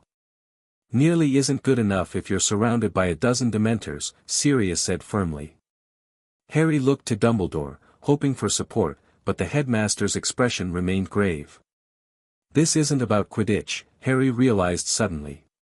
You're worried about something else. Something you're not telling me. The three men exchanged uncomfortable glances. There have been indications, Dumbledore said carefully, that Pettigrew may not be acting alone. Harry's blood ran cold. What kind of indications? Dark magic signatures detected around the castle perimeter, Remus explained. The kind associated with certain Death Eater communication methods. You think there are other Death Eaters helping him? Harry asked incredulously. Not necessarily inside Hogwarts, Sirius clarified. But potentially providing support from outside. Information, supplies. Or waiting to help him once he has what he came for, Harry finished grimly. Me. Precisely, Dumbledore nodded. Which is why we must be extra cautious about any public appearances you make. Harry wanted to argue further, but the gravity of their expressions stopped him. This wasn't overprotectiveness, they were genuinely concerned. What about using a decoy, he suggested after a moment's thought. Someone polyjuice to look like me playing in the match, while I watch from somewhere secure. Sirius looked startled, then thoughtful. That's not a bad idea, actually. It has merit, Dumbledore agreed, stroking his beard. Though we would need a volunteer capable of flying at Mr. Potter's level. And it would only work once, Remus pointed out. As soon as Pettigrew realized he'd been tricked. But it might draw him out, Sirius said, warming to the idea. If he thinks Harry's vulnerable during the match, he might make his move. We could be waiting for him. A trap, Harry nodded eagerly. Using me as bait, except it wouldn't really be me. I'm not entirely comfortable using any student as bait, Dumbledore said with a slight frown. But if we take sufficient precautions. They spent the next hour developing the plan. Oliver would take Polyjuice Potion to impersonate Harry during the match, while the Real Harry would watch from a secured location with a clear view of the pitch. Aurors and staff members would be strategically positioned throughout the grounds, ready to apprehend Pettigrew if he appeared. This might actually work, Sirius said as they finalized the details. But Harry, you must promise to stay in position no matter what happens. Even if it looks like someone's in danger. I promise, Harry agreed, relief at not missing the match mingling with excitement about potentially catching Pettigrew. I'll stay put. As Harry left the headmaster's office, he couldn't help feeling a surge of hope. After months of hiding and waiting, they were finally taking proactive measures to end the threat. With any luck, by this time tomorrow, Peter Pettigrew would be back in custody, and Harry's life could return to some semblance of normalcy. Little did he know how spectacularly the plan would backfire. The day of the Quidditch match dawned cold and clear, perfect flying conditions. Harry met with Oliver Wood in the changing rooms an hour before the game to give him a strand of hair for the Polyjuice Potion and last-minute tips on his flying style. Remember, I usually dive a bit steeper than you do, Harry advised as Wood examined Harry's Nimbus 2000 with professional interest. And I favor my right side for sharp turns. Got it, Wood nodded, his expression intense with concentration. Don't worry, Potter. I won't let you, me, down. Sirius arrived to escort Harry to his secured viewing position, a small, sheltered platform that had been constructed overnight at the top of the stands. It offered an excellent view of the entire pitch while keeping Harry hidden from casual observation. Comfortable? Sirius asked as Harry settled into the chair that had been provided. As much as I can be, Harry replied, adjusting his omnioculars. It still feels weird knowing someone else is going to be flying as me. Wood's a good flyer, Sirius assured him. Different style than yours, but skilled. And the Polyjuice will help sell it. Indeed, when the teams marched onto the field shortly thereafter, Harry could barely tell the difference between himself and the polyjuiced Oliver. The Nimbus 2000, the messy black hair, the distinctive green eyes, all perfect replicas. Impressive, Harry murmured, watching through his omnioculars as he mounted the broom and kicked off into the air at Madame Hooch's whistle. The match began well. Wood-as Harry flew convincingly, executing the kinds of dives and turns Harry was known for. The crowd roared their approval as Harry narrowly avoided a bludger, spinning in mid-air before resuming his search for the snitch. 30 minutes into the game, with Gryffindor leading 60-30, Harry noticed something odd. The temperature seemed to be dropping rapidly, his breath suddenly visible in front of him. A familiar cold sensation crept over him, a bone-deep chill that had nothing to do with the December weather. "Sirius," he said urgently, pointing toward the far end of the pitch. The Dementors. At least 100 Dementors had entered the stadium, their black forms gliding across the pitch toward the players. The crowd's cheers turned to screams as the cold intensified, despair spreading through the stands. On the field, Wood-as Harry had noticed the Dementors too. He fumbled for his wand, but a particularly aggressive bludger forced him to swerve, disrupting his concentration. As the Dementors drew closer, Wood-as Harry began to falter, clearly affected by their presence. He can't cast a Patronus, Harry realized with horror. He doesn't know how. Sirius was already on his feet, wand drawn. Expecto Patronum. A massive silver dog erupted from his wand, charging toward the Dementors. All around the stadium, teachers were casting their own patronuses. A silver cat from McGonagall, a phoenix from Dumbledore, various other forms joining Sirius's dog in driving back the Dementors. But there were too many, and they were moving too quickly. Before the patronuses could reach them, the Dementors had surrounded Wood-as Harry, who was now hanging limply from his broom, consciousness clearly fading under their influence. "He's going to fall," Harry shouted, rising instinctively. "Stay here," Sirius ordered sharply. "I'll handle it." But Harry could see Wood's fingers slipping from the broomstick, his body beginning to slide sideways. The teacher's patronuses were still too far away, pushing through the mass of Dementors from the edges of the pitch. Without conscious thought, Harry made his decision. He grabbed his wand, climbed onto the railing of the platform, and jumped. "Harry!" Sirius's horrified shout followed him as he plummeted toward the pitch. In mid-air, Harry cast a levitation charm on himself, not enough to stop his fall completely, but sufficient to slow it to a manageable speed. He landed running, wand already raised toward the cluster of Dementors surrounding Wood. The cold hit him like a physical blow, the screaming in his head returning tenfold. His mother's voice, pleading for his life. A high, cold laugh. Sirius sobbing in the ruins of Godric's Hollow. The basilisk's fangs sinking into his arm. Harry fought through it all, focusing on his happiest memory with every ounce of his being, belonging, safety, love. "Expecto Patronum," he roared. This time, there was no mistaking it. A massive silver stag burst from his wand, antlers lowered aggressively as it charged the Dementors. It was solid and bright, radiating pure protective power as it scattered the dark creatures. The Dementors fled before the stag, retreating in all directions as it pursued them relentlessly across the pitch.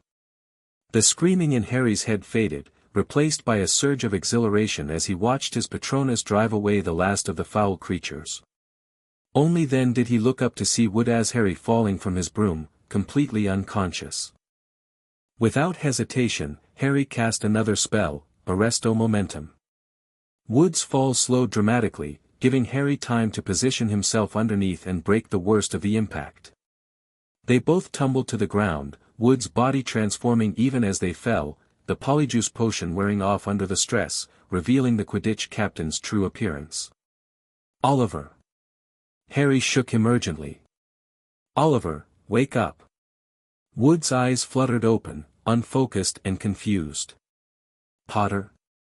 What, where am I?" Before Harry could answer, he was surrounded by staff members. McGonagall and Dumbledore reached them first, followed closely by Madame Hooch and the rest of the Gryffindor team, all looking shocked at seeing both Harry and Oliver on the ground. "Mr. Potter." McGonagall's voice was shrill with a mixture of anger and relief. What part of "stay in position" was unclear to you? Oliver was going to fall, Harry explained, helping the groggy Wood to a sitting position. The Dementors were all over him, and he couldn't cast a Patronus.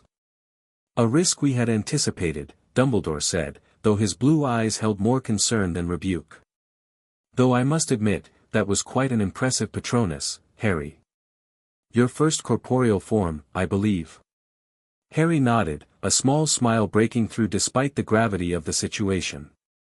Yes, sir. A stag. Like your father's animagus form, came Sirius's voice from behind him.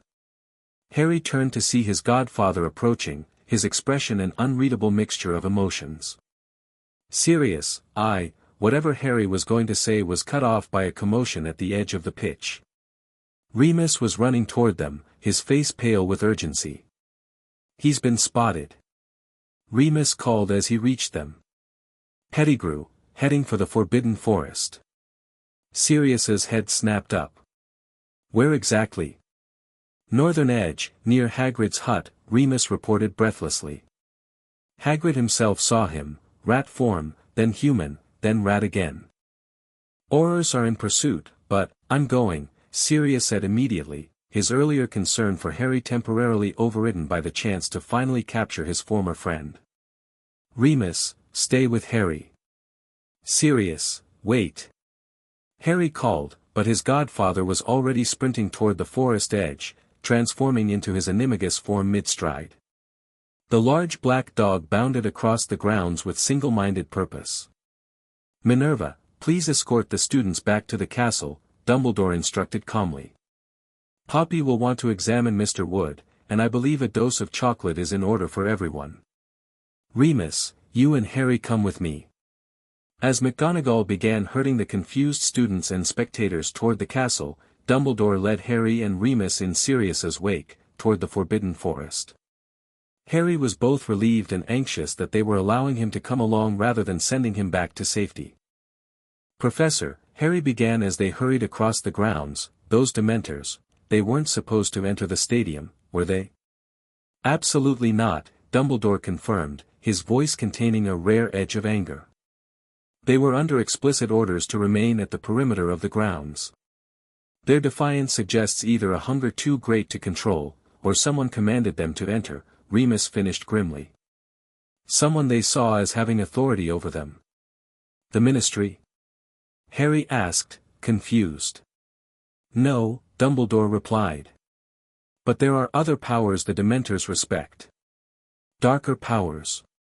Harry processed this disturbing information as they reached the edge of the forest. Here, Dumbledore paused, raising his wand to cast some form of detection spell. A faint golden light appeared, forming a trail leading into the trees. Sirius's magical signature, Remus explained, seeing Harry's questioning look. Dumbledore can track it. They followed the golden trail into the forest, moving as quickly as the dense undergrowth allowed. Harry kept his wand ready, every sense on high alert. The forest seemed unnaturally quiet, as if the wildlife had fled or gone into hiding. After several minutes of tense silence, they heard it, barking, growling, and a high-pitched squealing that made the hair on Harry's neck stand up. The sounds of fighting animals. This way. Remus urged, breaking into a run toward the commotion. They burst into a small clearing just in time to see Sirius, in dog form, pinning a large rat to the ground with his paws. The rat was squirming desperately, its high squeaks mingling with Sirius's threatening growls. Don't kill him, Sirius, Dumbledore said sharply. We need him alive. The dog glanced up briefly, then returned his attention to the rat, which had nearly wiggled free in the moment of distraction. Sirius clamped his jaws around the rat's midsection, not biting down fully but holding it firmly. Allow me, Dumbledore said, raising his wand. With a complex movement and a nonverbal spell, a jet of blue-white light hit the rat. For a moment, nothing happened. Then the rat began to transform, limbs lengthening, body expanding, fur receding, until a small, balding man lay where the rat had been, Sirius's teeth now closed around his arm. Sirius released his grip and transformed back to human form, his wand immediately aimed at the cowering figure. "Hello, Peter," he said coldly. "Long time no see." Peter Pettigrew hadn't aged well. His once plump face had grown gaunt, his hair thin and colorless, his watery eyes darting frantically around the clearing. He looked nothing like the smiling young man in the photograph Sirius had shown Harry. Sirius," Pettigrew stammered, his voice high and squeaky even in human form. "Remus. My old friends."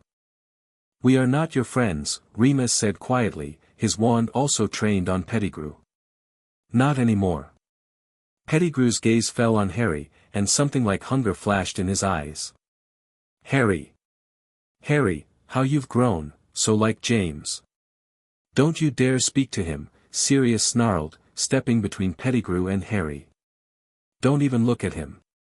"I wasn't going to hurt him," Pettigrew whined, cowering lower. "I just wanted to see him. James's son, my old friend's boy." "Liar," Remus said flatly. "You broke into Gryffindor Tower twice trying to reach him. You allied yourself with Dementors to attack the Quidditch match." "No. No, that wasn't me." Pettigrew protested, his eyes widening in what appeared to be genuine fear. "I couldn't control Dementors." "Then who did?" Dumbledore asked sharply. "Who are you working with, Peter?" Pettigrew's mouth opened and closed soundlessly, panic evident in his expression. I can't, he'll kill me." "Who?" Sirius demanded, taking a threatening step forward. "Voldemort." Pettigrew flinched violently at the name. "Don't say it. He'll hear, he always hears." "He's not here," Remus said, though he glanced around the clearing uneasily. "Tell us what you know, Peter. It's your only chance." For a moment, it seemed Pettigrew might confess. His shoulders slumped, his expression one of desperate resignation. Then, suddenly, his eyes hardened with a resolve Harry wouldn't have thought him capable of. "He's everywhere," Pettigrew whispered, his voice changed, deeper, more certain. "He's nowhere. He's coming back, and when he does, he'll reward those who remained faithful." "Stupefy."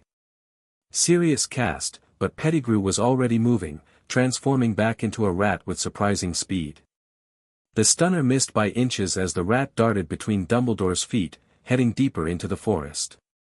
Sirius immediately transformed again, bounding after him with a furious bark. "Stay with Harry." Remus called to Dumbledore before following Sirius, his knowledge of the forest making him a valuable tracker. "Should we go after them?" Harry asked anxiously, staring into the darkness where Sirius and Remus had disappeared. "No," Dumbledore said firmly. "Sirius and Remus know what they're doing. Our priority is to get you safely back to the castle." Reluctantly, Harry allowed himself to be led back toward Hogwarts, constantly glancing over his shoulder in the hope of seeing Sirius and Remus returning with a captured Pettigrew. But the forest remained silent and still behind them. As they emerged from the trees, Harry was surprised to find a crowd gathered at the edge of the grounds, students, teachers, and what appeared to be ministry officials, including the Minister of Magic himself, Cornelius Fudge. "Ah, Dumbledore," Fudge called, bustling forward with an air of self-importance. "There you are. What's this I hear about Peter Pettigrew being sighted? And an unauthorized Dementor incursion onto the Quidditch pitch? Most irregular, most concerning." "Indeed, Cornelius," Dumbledore replied calmly. "And I believe it raises serious questions about your decision to station Dementors around a school." Fudge bristled. "Now see here, Dumbledore. Public safety demands." "The students were nearly killed," Dumbledore interrupted, his voice suddenly steely. "Mr. Wood was attacked by at least a dozen Dementors while impersonating Mr. Potter as part of our approved security operation.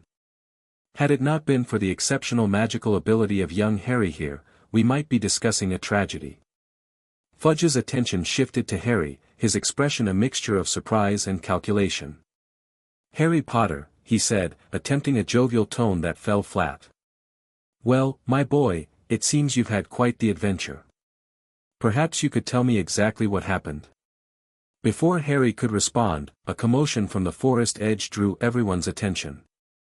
Sirius and Remus had returned, but they were alone, no sign of Pettigrew. He escaped, Sirius reported grimly as they joined the group. Slipped into an underground burrow system we couldn't follow in human form. How convenient, came a silky voice from the crowd.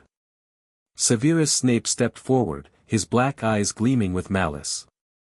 Black and Lupin venture into the forest alone and return without the fugitive they supposedly cornered. What are you implying, Snape? Sirius growled, his hand twitching toward his wand. Merely that old loyalties die hard, Snape replied smoothly. Perhaps a reunion with an old friend didn't go as reported. That's enough, Severus, Dumbledore said sharply. Sirius and Remus have my complete trust in this matter. And mine, Harry added defiantly, stepping to Sirius's side. Snape's lip curled, but he said nothing more, merely retreating back into the crowd with a contemptuous swish of his cloak. Well, Fudge said awkwardly, trying to regain control of the situation. This is all very concerning.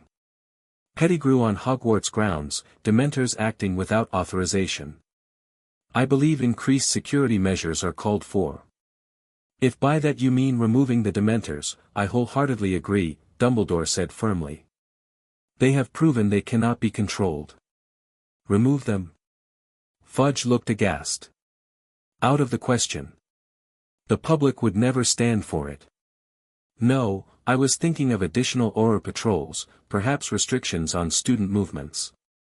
The Dementors almost killed Oliver, Harry interjected, unable to stay silent. They swarmed him when they thought he was me. If they'll attack an innocent student, how can they be trusted to protect anyone? Fudge looked uncomfortable.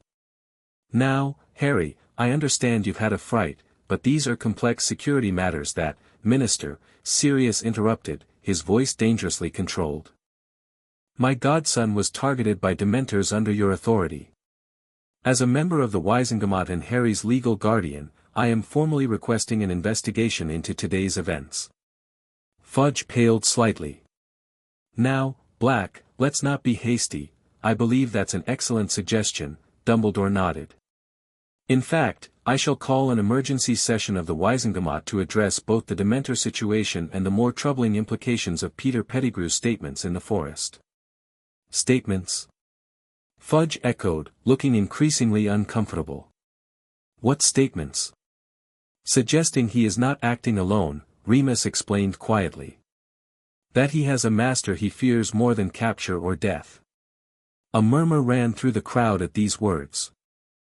Fudge's face grew red with alarm and anger. This is not the place for such speculation, he hissed, glancing anxiously at the gathered students. Dumbledore, I must insist, of course, Dumbledore agreed mildly. Perhaps we should continue this discussion in my office? Minerva, if you would please ensure all students return to their common rooms. Sirius, Remus, Harry, I believe you should join us. As the crowd began to disperse under Professor McGonagall's stern direction, Harry found himself swept along toward the castle alongside Sirius, Remus, Dumbledore, and a visibly agitated Minister of Magic. The events of the day swirled in his mind, his successful corporeal Patronus, the Dementor attack, Pettigrew's capture and escape, and his cryptic words about Voldemort. Something was happening, something bigger and more dangerous than a single escaped prisoner. Harry could feel it, a gathering storm on the horizon. But for the first time, he didn't feel unprepared.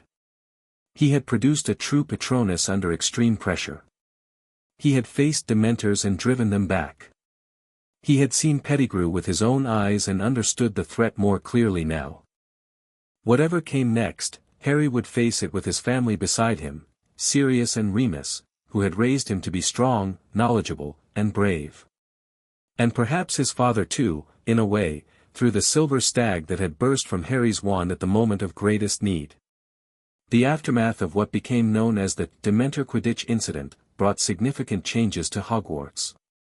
Under intense pressure from Sirius, the Wizengamot, and concerned parents, Fudge reluctantly agreed to remove the Dementors from school grounds, replacing them with a rotating team of Aurors. Pettigrew remained at large, but the increased Auror presence seemed to have driven him away from Hogwarts, at least temporarily. Harry was allowed to return to Gryffindor Tower, though with enhanced security measures and a permanent Auror stationed in the common room, an arrangement that initially caused some grumbling among students but was gradually accepted as necessary. Most significantly for Harry, the incident transformed his status among his peers. His dramatic rescue of Oliver Wood and his powerful Patronus had been witnessed by the entire school. Overnight, the whispers about him being the heir of Slytherin were replaced with odd retellings of how he had driven away 100 Dementors with a single spell. "It gets more impressive every time I hear it," Hermione commented dryly at breakfast one morning, as a group of first-years nearby described Harry battling at least 200 Dementors while simultaneously catching the snitch. "Next week they'll have you defeating Pettigrew and the Dementors while brewing a perfect polyjuice potion." Harry groaned, buttering his toast with perhaps more force than necessary. "I wish they'd stop. It's embarrassing." "Better than last year, though," Ron pointed out through a mouthful of sausage. "At least no one thinks you're evil anymore." "Small mercies," Harry muttered, though he had to admit Ron had a point. The final weeks of term passed in relative peace. Harry continued his defensive training with Sirius and Remus, focusing now on maintaining his Patronus for extended periods and casting it under various stressful conditions. The stag, which Sirius had emotionally informed him was identical to James's animagus form, came more easily each time, growing stronger and more defined with practice. On the last day before Christmas break, Harry met with Dumbledore for a final update on the Pettigrew situation. There have been several reported sightings, the headmaster informed him, though none confirmed. The most credible was in Albania. "Albania?" Harry repeated, surprised. "That's random." "Perhaps," Dumbledore said thoughtfully, "or perhaps not. Albania has certain historical connections to dark magic that make it interesting." Harry waited for him to elaborate, but Dumbledore merely stroked his beard thoughtfully before changing the subject. "Your Patronus has become quite the talk of the staff room, Harry.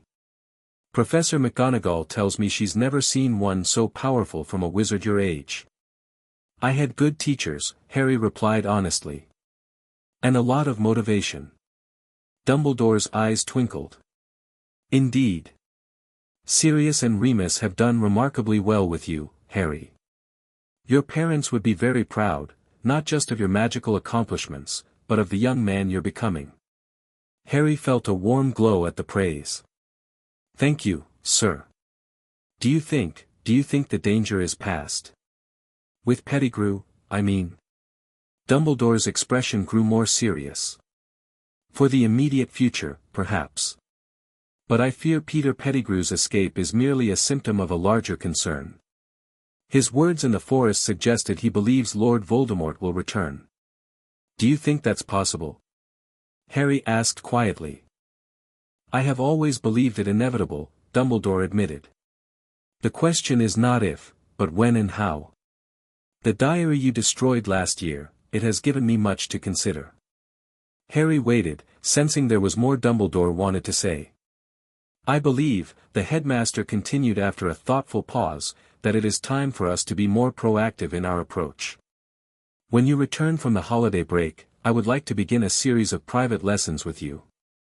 Harry straightened in surprise. "Lessons?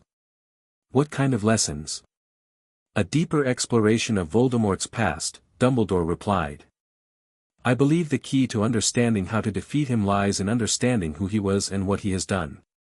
Sirius and Remus will continue your practical training, of course, but there are certain insights I alone can provide." "I'd be honored," Harry said sincerely.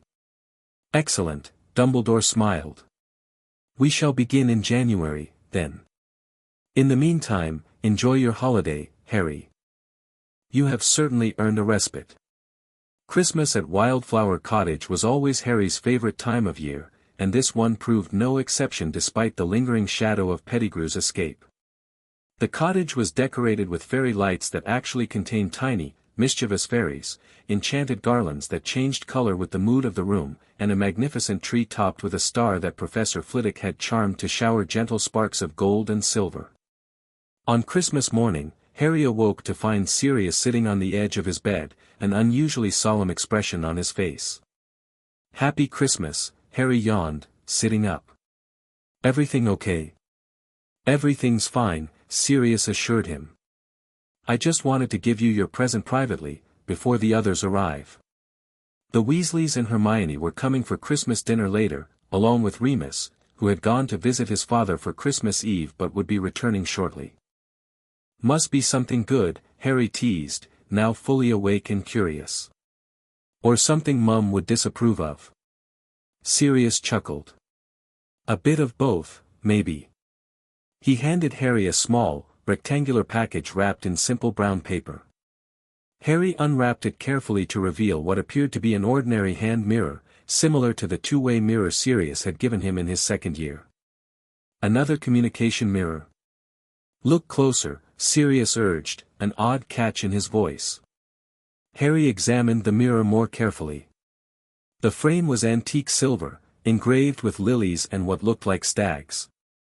As he held it up, the reflective surface rippled like water, and to his astonishment, an image formed, not his own reflection, but the faces of a young man and woman, smiling and waving at him.